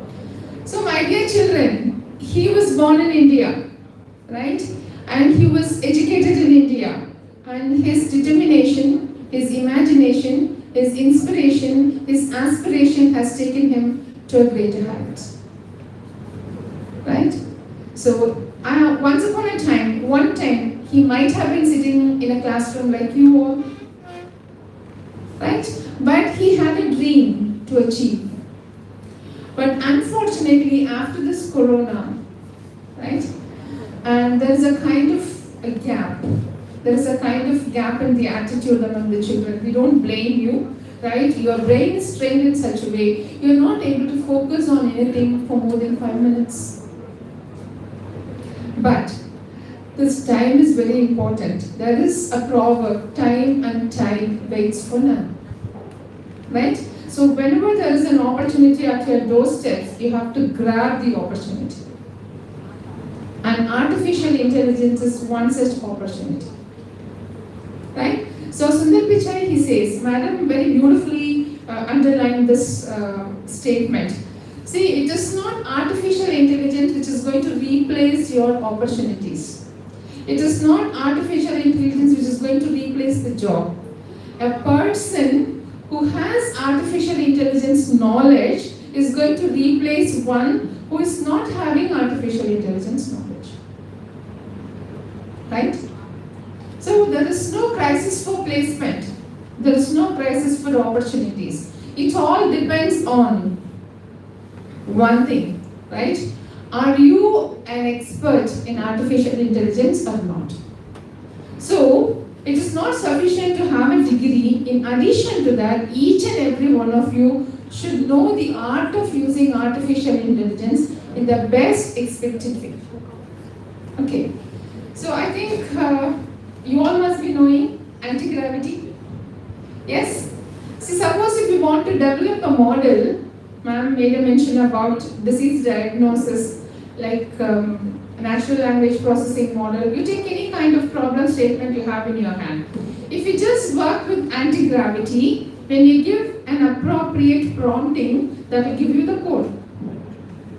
That will give you the code. You don't have to sit, you don't have to learn Python, but the problem is, unless otherwise you know how the codes are reading, right? You cannot make any changes in it. You cannot make it as an optimal solution. So, it is most essential to each and every one of you without any exception.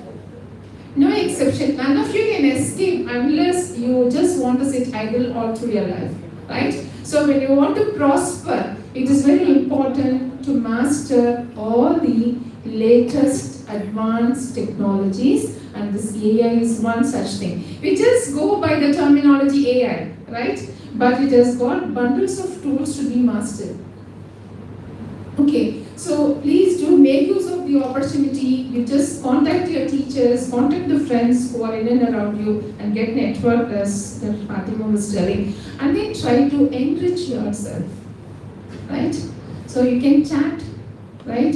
Either physically or with the mobile phones. But please remember, right? There's a statement: when you are in Rome, be a Roman, right? When you are in the class, be a student. Right? When you're outside the class, like, enjoy your time. Right? So, principle matters. Discipline matters. Okay? So, if you don't learn it at this age, right, then it never comes along with you. It never comes along. It is not a question of being obedient. Right? It's not like just keep your kid quiet. No. That has to come from the inner part of your heart. Like there is an event going on, not only here, even in the class, right? Because every teacher comes with an intention to teach something for the children, to the young minds. And suppose if you get distracted, we too get distracted, right? So when we come with a lot of zeal and the interest to deliver something new to you, and when you talk in the class, that will filter 50% of our delivery, right? When you become lethargic, that will make the teacher also to be lethargic. So when you are in the classroom, when you are listening something, if you are not interested, just keep quiet and don't probably bother your neighbor or spoil the spirit of your neighbor, right? So hope you're able to understand. So the previous session was really wonderful. I have been working with artificial intelligence for more than 10 years, but Dr. Fatima was able to give a complete picture about how artificial intelligence got introduced to us, how it is invading us, and where it is going to take us. It's a beautiful journey, right? And all of you should equip yourself to enjoy this journey. So you should be part of this development, right? So all of you should learn Python programming, all of you should learn all the AI tools, how to use the AI tools, especially there are a lot of opportunities. You can become a researcher, or you can become an IT professional, or you can become an entrepreneur, or you can have your own startup company, whatever be your walk of journey, right? You cannot escape from artificial intelligence. You cannot escape from artificial intelligence, right? So as a student, you have got a lot of opportunities to come out with innovative ideas. You can participate in hackathons, yes? So for that, you have to think new. You have to think afresh, right? To think afresh, you have to have knowledge about what is happening around you. Nowadays, we talk about different artificial intelligence tools. When we started the journey, it was only machine learning. Then it got evolved from machine learning to deep learning, and then transfer learning, and then generative AI. It is just taking a quantum jump. Whereas we are not able to keep pace with the developments. Right? Whatever appears to be very new today becomes obsolete tomorrow. So when the world is going in this speed, when the world is going in this pace, right? Please try to take 1 minute back and validate. Are you running along with the space, or are you going to stay behind, relax, and then regret for yourself? நான் சொல்றது புரியுதா? Right? AI வந்து வேகமா ஓடிட்டு இருக்கு, சரியா? அது கூட ஓடிட்டீங்கன்னா உங்களுக்கு ஒரு டார்கெட் இருக்கும், ஒரு கோல் இருக்கும். You can just reach the goal. Otherwise, AI will be running. It will not wait for us, but you will be left behind. Right? So if there are 500 students here, AI is going to provide 5,000 opportunities to be successful. But it all depends on you whether you are going to make use of it or not. So please try to make use of the opportunities. நிறைய படிங்க, படிக்கிறதுக்கு replacement கிடையாது, right? And one thing before I go on to my topic, right? I just request you all, I have a son who is much elder than you, right? Please don't waste your time on your mobile phones. So that is the culprit. That is the culprit which has made you like this, right? And there is a fasting called digital fasting, right? Please do practice it every day. At least for 1 hour, keep yourself away from the mobile phones. Otherwise, it is very hard for you to retain your attention. Right? You cannot retain your attention even if you want to. So because you are just going along with all the reels which goes for 1 minute, right? Your brain is also tuned that way. You just look out for only 1 minute scenario, not for 20 minutes or 30 minutes scenario.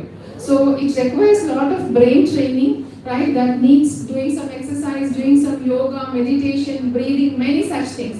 So my beloved children, please try to practice and keep yourself calm, composed, and content. Okay, so this is very important. So you have to start from the change from within, and then the rest of the things will take place as such. Okay, so with a small introduction, the given topic is just change it. Other one, the next one. The second entry paper. I will heavy problem. So now I have chosen to talk about quantum computing.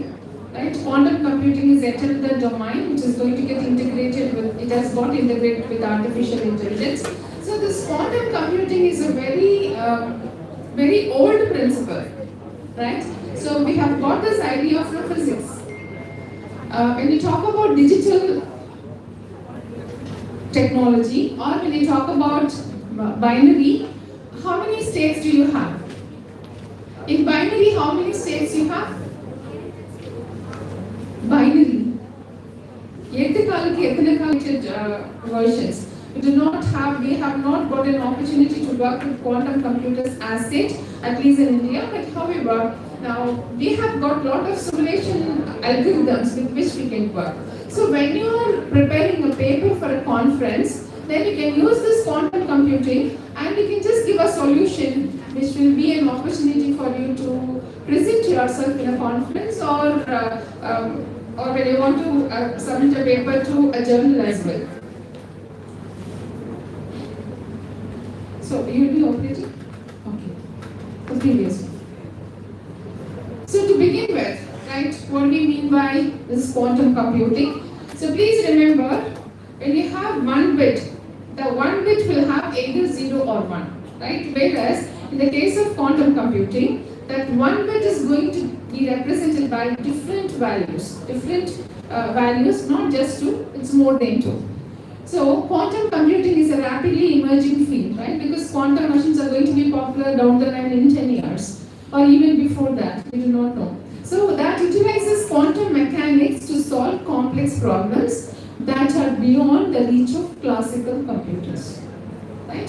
See, when you have to manage lots and lots of data, right? When you have to go for complex matrix operations, then your classical algorithms, classical computing may fail because it doesn't have a potential to handle multiple data. On such occasions, this comes as a solution, this comes as a boon, right? Wherein you'll be able to solve complex problems with ease when you move your attention from classical computing to quantum computing, right? So it leverages principles like, it has got 2 important key elements. One is superposition and the second one is entanglement, right? So whenever we talk about this quantum computing, we come across 2 terminologies. One is called as superposition, the second one is entanglement. So as you take a binary bit, which can have either 0 or 1, this is going to have multiple positions. So that is represented by superposition. To perform calculations in a fundamentally different way than traditional computers, right? So whatever that we are familiar with, that is fundamental computing that we do with 0 and 1. Whereas as we move from traditional computing to quantum computing, you are going to have a different perception about the entire process of computing because it has 2 basic principles, that is superposition and entanglement. That is quite different for us to understand. So potentially leading to significant advancements in various possible fields wherever we apply computing. Next please. So this is a typical example to make us understand a single bit can be in different positions. See, quantum bit, that is shortly called as qubit, right? If it is binary bit, we just call it as binary, by for 2, so it is binary bit, that's shortly called as bit. And whether this is called as qubit, which is an expansion of quantum bit, is the smallest unit of computation in quantum computing. Okay. So it is represented by a superposition of 2 states. In the case of traditional binary computing, we have it as either 0 or 1. Whereas here we have got a different representation because it is not one state, it is multiple states represented by superposition. So we make use of this representation, like denoted by 0 and 1. This is called as ket. We just call it as ket 0 and ket 1. So it is not just one, this is going to represent multiple states for one bit. So here, as we see here, as you have kind of polarization for a particle which has got energy, right? The topmost one is called a 0 state and the bottommost one is called as state 1. And you can see here, you have got this dotted lines, right? That shows how a single bit can spin around these states and it can represent any states, not either 0 or 1. It is anything between 0 and 1. Right? So you have got this representation, and for each of this, the position there at the top, which represents 0, is called as ket 0, and the bottom it is ket 1. And you have this bracket, right, with this angle brackets. And suppose if we have that angle bracket at end on the right side, it is called as ket. And if we have this angular bracket on the left side, and so left side it is bra, and the right side it is ket. So the middle position is represented by ket 0 plus ket 1 divided by square root. So each and every position is going to be represented by means of its own value that represents different superpositions which can be presented by or occupied by any kind of bit. So this is classical bit 0 and 1, whereas the other one is qubit. Next. So the ket vector, right, which is written as ket psi, is a notation that is used in quantum computing. For any kind of mathematical representation, you have some kind of expression, right, some notation. So like this ket psi is a notation used in quantum computing to represent quantum state of a bit. So here, the equation with which we can represent this is ket 0 is given as, you have a matrix that is singular vector 0, 1, and then ket 1 is represented as 1, 0, the first one, the second one is 0, 1. So these are all the notations given mathematically. Like we just question why 0 on top, why 1 or at the bottom, and vice versa. So this is the representation, how you have to understand, visualize what do you mean by ket 0 and ket 1. Next please. So likewise, when you talk about the bra vector, right, the previous one is a ket vector, the bra vector has got this angular bracket on your left side. So that is represented by means of the previous one is you had it as a row, column, and here it is, the bra vector is a row version of the ket vector. Hope you are able to go back to the previous one. So as you can see here, this is a column vector, right? So the ket is represented by column vector, whereas the next one, bra is being represented by means of row vector. Okay, so the bra vector is written as bra psi is the conjugate transpose of key vector in the quantum mechanics. As with the principle of quantum mechanics, don't worry much about it. Just be familiar with the notations when you are writing a paper, that will help you. So the bra is the row version of the ket, which is a column. So this is the representation for bra 0 as well as bra 1. So please note that quantum bits, qubits, can represent any position between 0 and 1, right? So anything between 0 and 1, not just 1 or 0. So this has got the representation types of quantum bits. Boses, superconducting qubits, trapped ion qubits, topological qubits, quantum dot qubits, and spin qubits. So these are just a kind of knowledge that you have to have about this quantum bits, but don't worry about all these things much. Next. Only to just take you along in the journey of quantum computing, I am talking about this. As Madam was mentioning in her speech, working with artificial intelligence is a child's play, right? Only the theory part of it will just scare us, right? So what do you mean by SVM? It speaks about support vector, this, that, everything. When you talk about Bayesian classifier, conditional probability. But once you understand the principle and once you start working with these models, it's a child's play. 5th standard student can work with AI models, right? So likewise, as we talk about this quantum computing, just to make you understand the basic principle of quantum computing, we have to keep them all in our brain. But once you start working with quantum AI models, again it becomes a child's play because you have got well-defined, pre-written code that is available for quantum AI models. So once you are familiar with, once you are thorough with the basics of AI models, it is just mapping quantum with quantum computing and AI, in which we can do wonders. So here the basics, as I made a mention, we have to understand it works with the principle of 3 components. One is superposition, second one is entanglement, and the third one is called as parallelism. Right? So the superposition, qubits can be both 0 and 1 at the same time, which is called as superposition. Right? So if there's a star, right? So when you have one bit representing either 0 or 1, it is a bit. And when it can represent multiple position, it is being called as in a superposition. Right? Supermarket, superstar, this is superposition represented by a bit. So qubit can either be 0, can both in 0 or 1, and at the same time, which is called as superposition. And in entanglement, the state of one qubit can affect the state of another, no matter how far they are from each other, right? So the distance really doesn't matter, but they'll be able to influence, one can influence the position of another one. So the state of one qubit can affect the state of another no matter how far apart they are.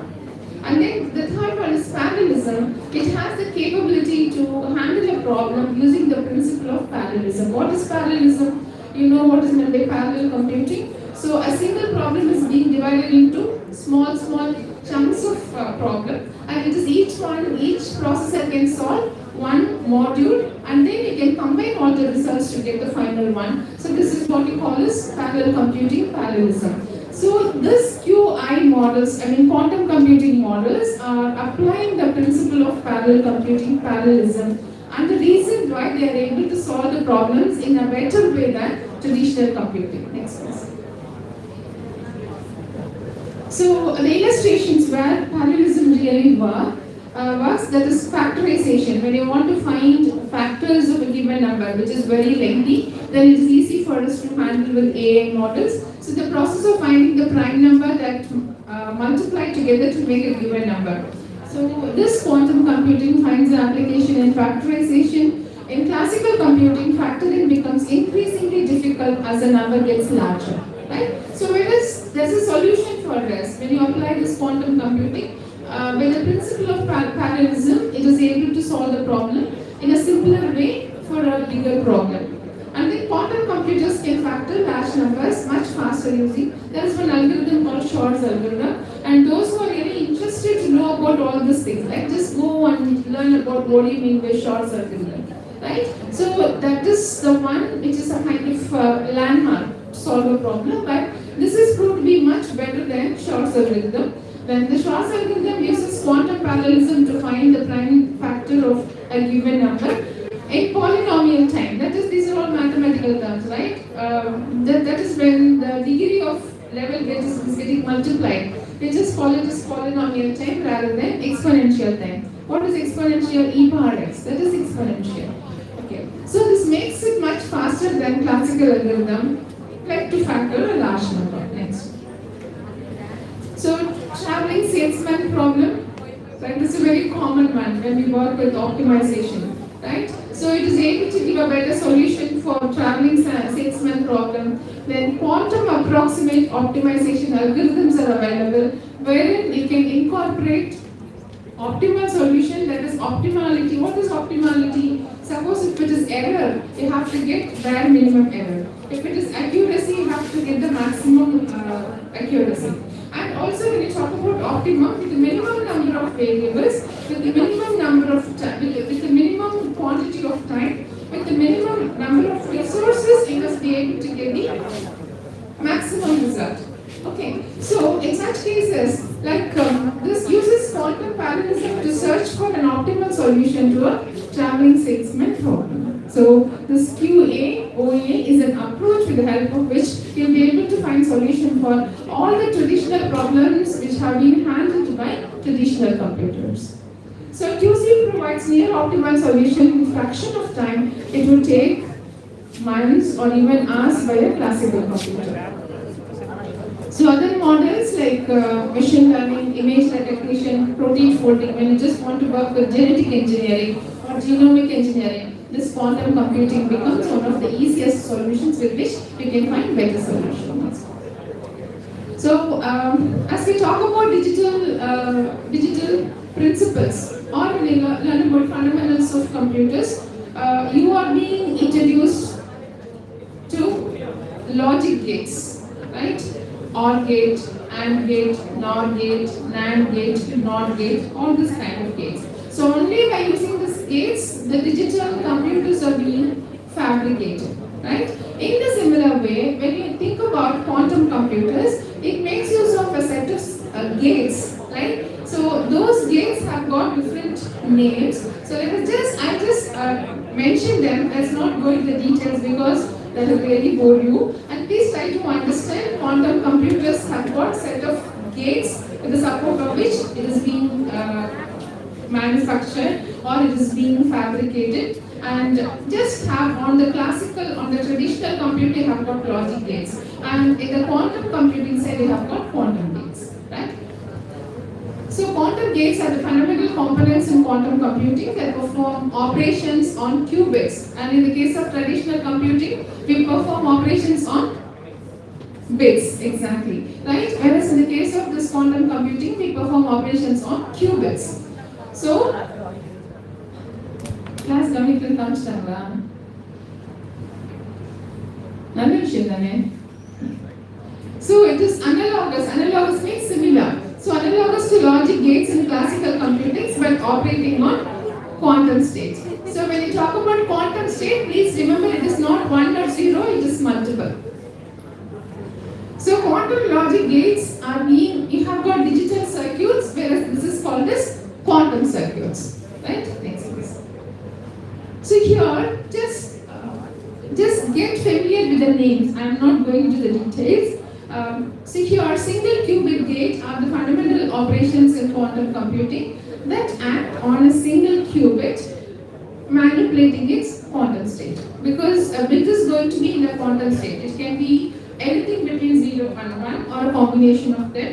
And then the gates that are being used are poly X gate, poly Y gate, poly Z gate, then Hadamard gate, S gate, T gate. See, when you want to be familiar or when you want to work with quantum computing AI models, you must know how these gates are performing. What is the logic behind each of these gates, right? See, as you have AND gate, right? When the two inputs are 1, you get the output as 1. When either of the inputs is 0, you get the output as 0 in the case of AND operation. It is vice versa, and for the OR gate. So likewise, each of these gates has got a principle to learn. Next, please. See, for each of this poly X gate, poly Y gate, Hadamard gate, poly Z gate, each one of this, because please remember when you talk about, when you learn about logic gates, you have a truth table, right?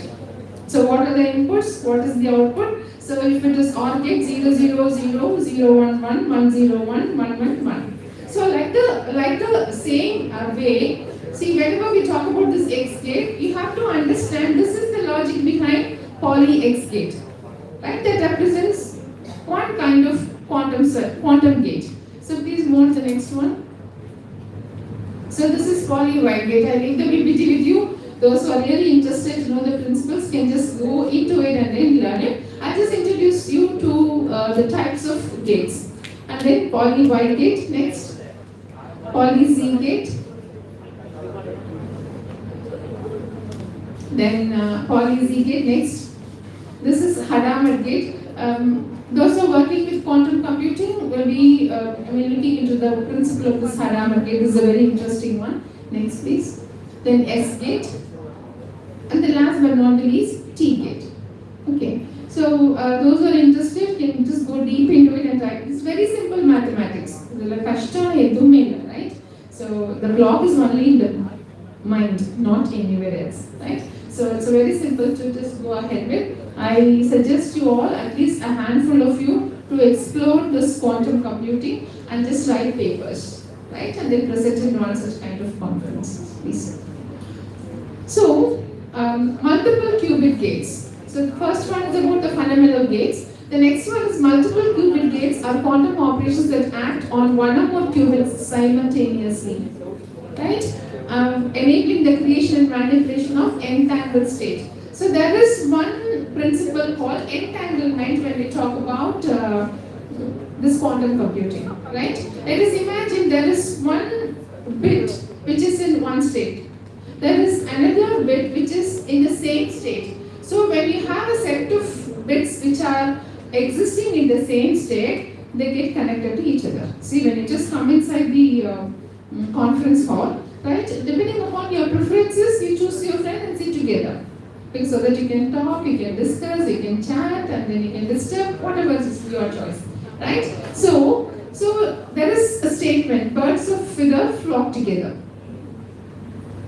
So in the similar way, when we talk about this kind of entanglement is getting connected to each other. So when you have multiple bits existing in the same state, irrespective of their distance, they get connected to each other, forming an entanglement, right? So that is used for computing. So these multiple qubit gates are quantum operations that act on one or more qubits simultaneously, enabling the creation and manipulation of entangled state. So some of the multiple qubit states, there is C naught, then Toffoli gate, and just be familiar with the terms, and when you go deeper into it, you can explore them further. Next.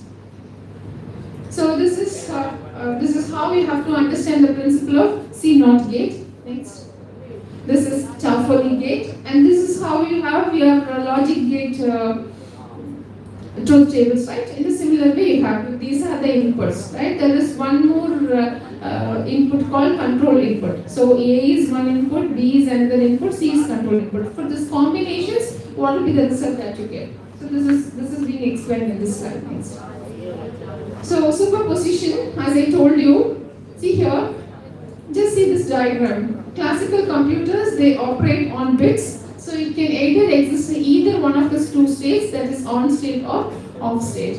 Whereas when you take this, right, quantum operations, so the operations of quantum bit is going to be when you toss a coin, right? See, till it reaches either head or tail, it tosses, then you rotate it, right? So till it comes to a rest, only then you identify that this head and tail. But when you start the tossing, it is going between 0 and 1, 0, there is head and tail, head and tail. In a similar way, when we talk about this kind of superpositions, then it has multiple qubits can take same value simultaneously. This characteristic expands the possibility of parallel calculations.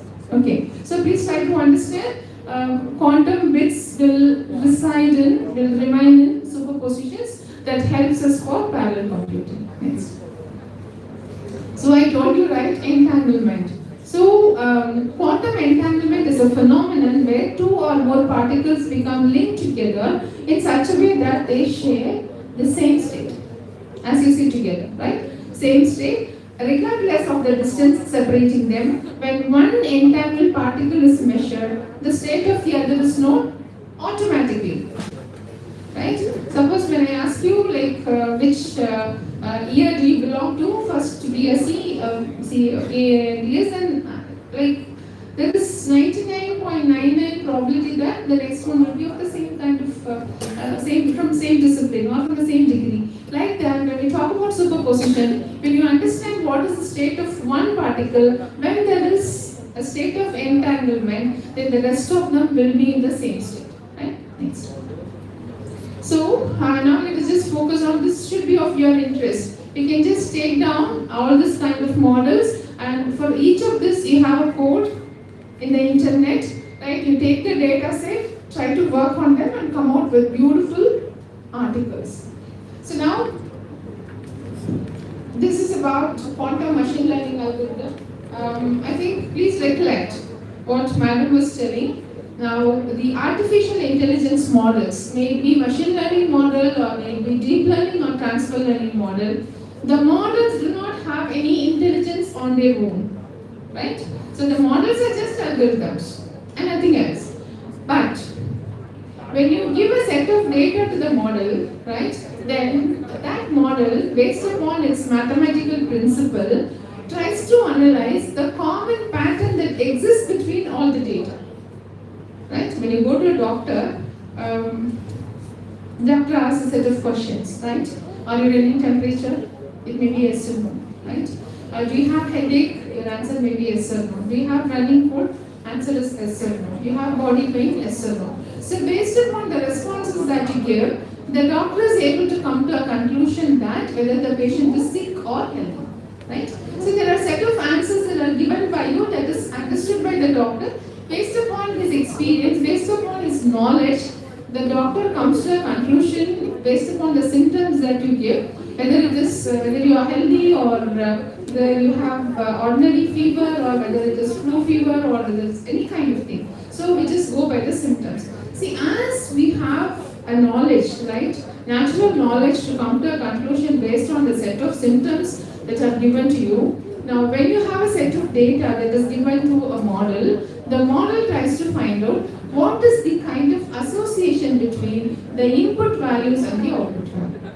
Right? We call this as input parameters and the output parameters in machine learning. Now, the input parameters are called as independent parameters and the output parameters is called as dependent parameters because you have the association between the input parameters and the output parameter by means of a very simple equation, y is equal to f of x. That shows y is a function of x. The value of y depends on the value of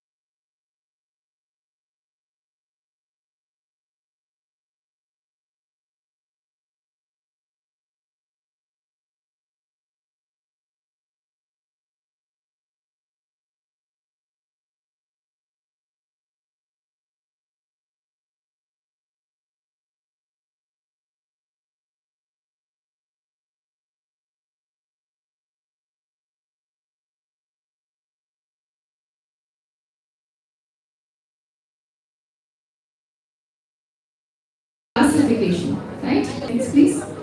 Then these are the steps that I have got. I strongly believe you will not have patience to go through this, but I just outline this. Like it has to any kind of artificial intelligence algorithm that you want to work with, right? There are certain steps to be followed. The first one is you have to collect the appropriate data. Ma'am said, ma'am was stuck for want of data, right, in the beginning. So whenever you are interested to work with artificial intelligence models, the most important thing that you have to focus on is hitting upon the appropriate, correct, relevant data set. Right?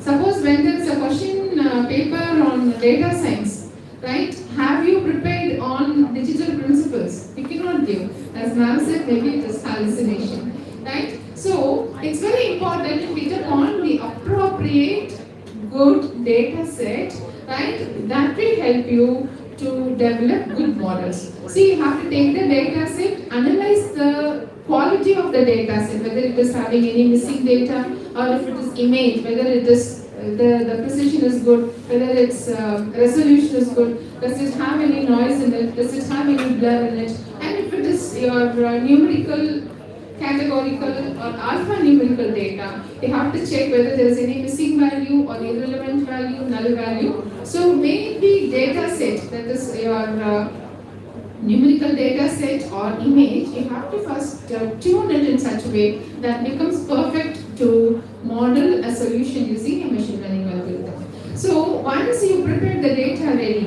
right, then you have to extract the most important attributes from the data set or even from the image. That is called as feature extraction. So after you extract the features which are very relevant, then if possible you have to go for feature engineering. We try to combine the existing features together so that you'll be able to come out with a new feature, because that feature engineering also plays a significant role when you develop a model. From the existing attributes, from the existing features, we try to combine them together. That will give you a better understanding to the model for prediction or classification or regression, whatever be your target. So after you finish with feature engineering, you have to identify a model. We do not know how to identify the best model that happens through trial and error, right? So you handpick the best 3 models which work in your domain, and this decision should be validated from the literature survey, right? You have to read the similar papers and try to identify the best 3 performing models. So then you take your data set, work with those models and record your results. So there are a good number of metrics available, starting from confusion matrix, then precision, recall, accuracy, FN score, sensitivity, specificity, AUC, ROC, and this line goes, right? So you just record all your answers. Out of the 3 models, you try to take one model which is performing the best.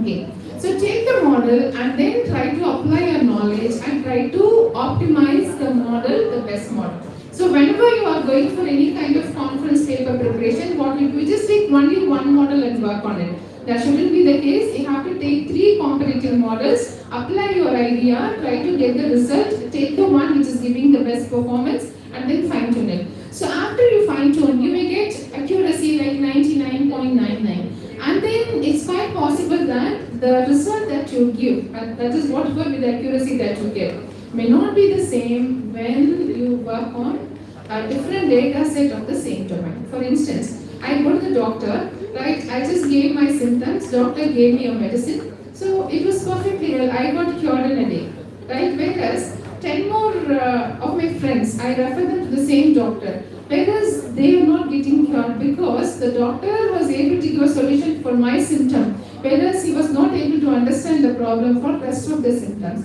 In a similar way, when you say that a model is working perfectly well for one data set, may utterly fail when you work with different data sets. So each and every model that is want to standardize should be trained, tested, validated on multiple data sets. Right? So if the model is working well on all the models, then you can say that this is a good model which can be used for disease identification or predicting some value or going for some classification. So this is the step that you have to follow. Maybe support vector machine, maybe random forest, maybe Bayesian classifier, maybe any kind of algorithm that you use. Right? So this is the set of steps to be followed for QSVM. Next please. And this is NN, right? This neural network is also a good bold principle. This was used even in 1950s, 1960s. And after that, we try to modify them into ANN, artificial neural network. And then we try to change it into CNN, wherein this neural network can handle images. See, my dear students, like just take a note of it. You can beautifully work with CNN and its variants, and you can work with artificial neural network, and that will give you amazing results. So, a combination of neural network and quantum is QANN. In the 5 minutes, we'll finish. This 5 to 10 minutes, right? We will finish. So, please go. So then, next one is, please go to the next one. And it's not available step.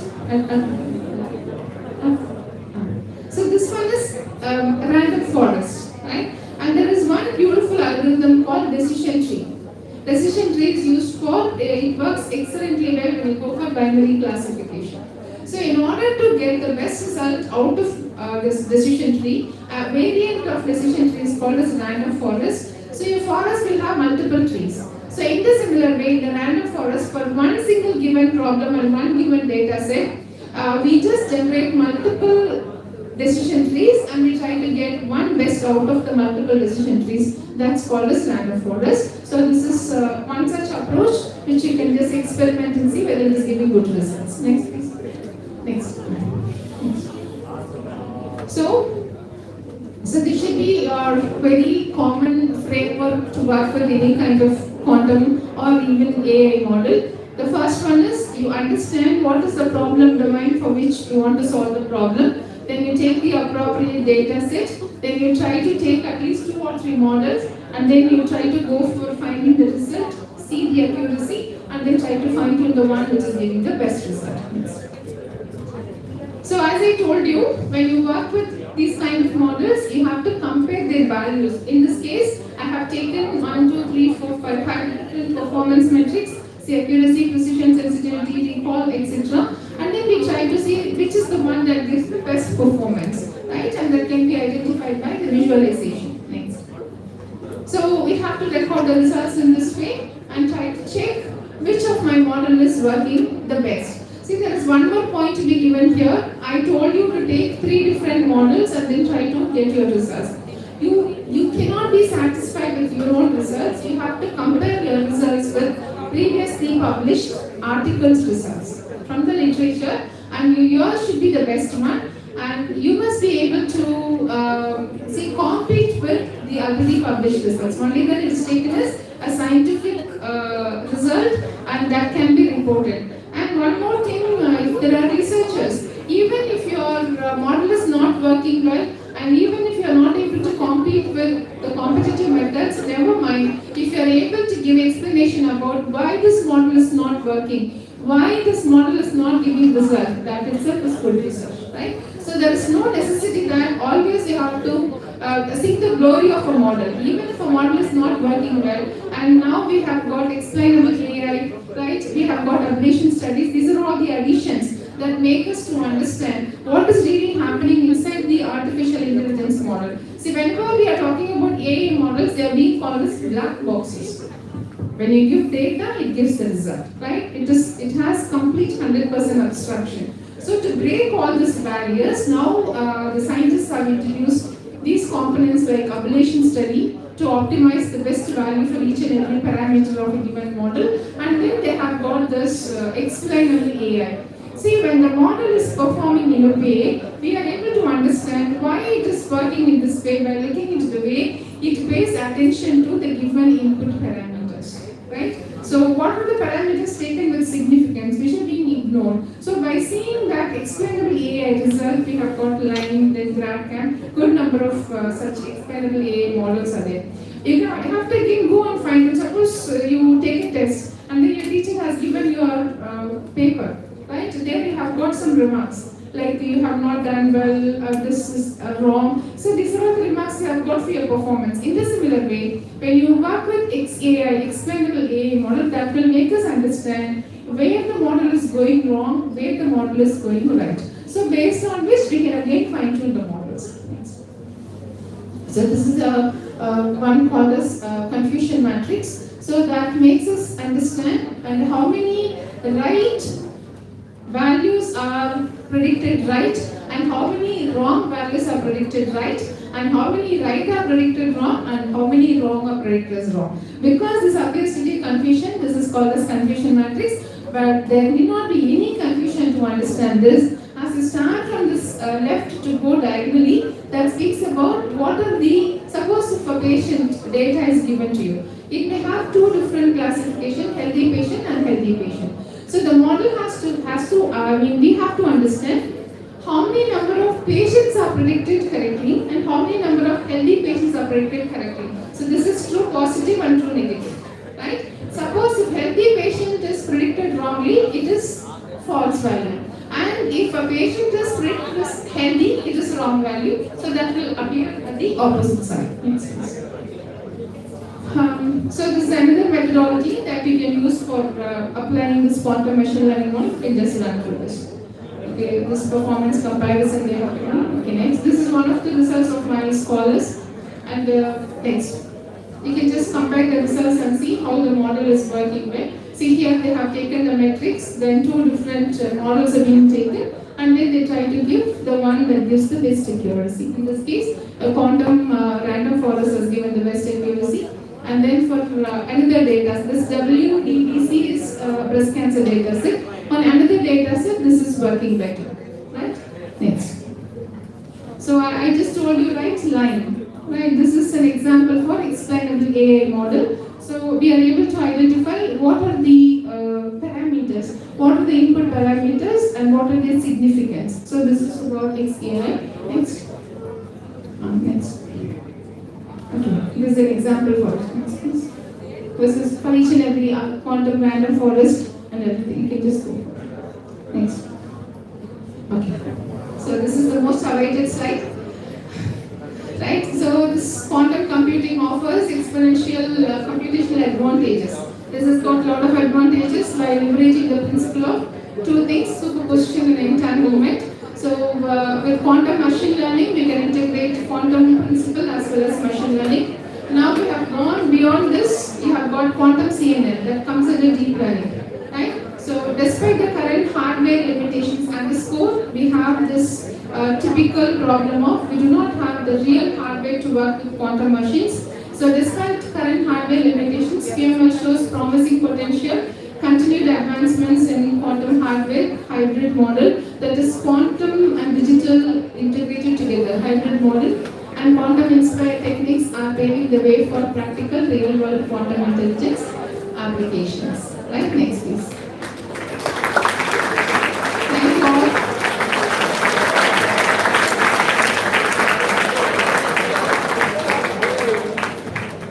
My last piece of word with you all, dear students, right? Please remember, for your achievement, sky is the limit, right? See, if you want to reach the heights of success, it is in your hand. That is, please keep in your mind always, your attitude determines your altitude of success, right? உங்களோட உயரம் எல்லாம் தமிழ் படிச்சிருக்கீங்க இல்லையா, right? But for two, வெள்ளத்தனையே மலர் நீக்கு மாந்தர்தான் உள்ளத்தனையே துயர். இதை மனசுல வச்சுட்டே இருக்கேன், right? ஸோ ஒரு குளத்துல தண்ணி இருந்துச்சுன்னா அந்த தாமரை பெருசாவது மேலே நிற்கும், தண்ணி இல்லைன்னா கீழே வந்துடும். So you always remember your mindset, your attitude, your aspiration is going to decide what you are tomorrow, right? உங்களோட வாழ்க்கை உங்களோட கையில். So please make use of the opportunities. உங்கள் அனைவருக்கும் வானமும் வசப்படட்டும் வாழ்த்துக்கள். And thank you organizers for this wonderful opportunity to meet all the same minds. And I'm thankful to my beloved Dr. Radhika and Dr. Karthika and the principal and all the organizers for giving me a platform to share my thoughts with you all. Thank you everyone. Thank you ma'am for being with us and making this session truly interesting.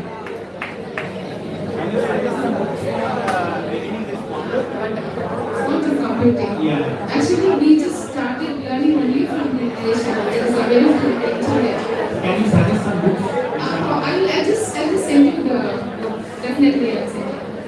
So this is one of the exploring, evolving topic. Right? If you are the pioneer, like you can have your step in there. Okay. ஒரு Armstrong Aldrin தெரியுமா? Armstrong Aldrin யாரு? அவர் பேர் ஆம்ஸ்டாங்கா? Okay. விண்வெளிக்கு போனாங்க இல்லையா, நிலவுல கால் வைக்கணும்னு சொல்லிட்டு. So Armstrong தான் கால் வச்சாங்க அப்படின்னு சொல்லுவாங்க. ஆனா ஆல்ட்ரின் தான் ஃபர்ஸ்ட் நின்னார். ஓகே. அவருக்கு கால் வைக்க பயமா இருந்துச்சு. அவர் என்ன பண்ணாரு, பயந்து போயிட்டாரு. ஆம்ஸ்டாங் ஃபர்ஸ்ட் கால் வச்சாரு. So fear is your barrier. If you break the fear, நீங்க பேசாம இருக்கிறதுக்கு பயப்படணும், ரைட்? பேசுறதுக்கு பயப்படாம இருக்கக்கூடாது. So if you break your fears, sky is the limit, right? All the best by my dear children. Stay successful. Thank you. Students of AET IAS are asked to stay here for a few minutes. For a few minutes. Just few minutes. Students, kindly stay here for few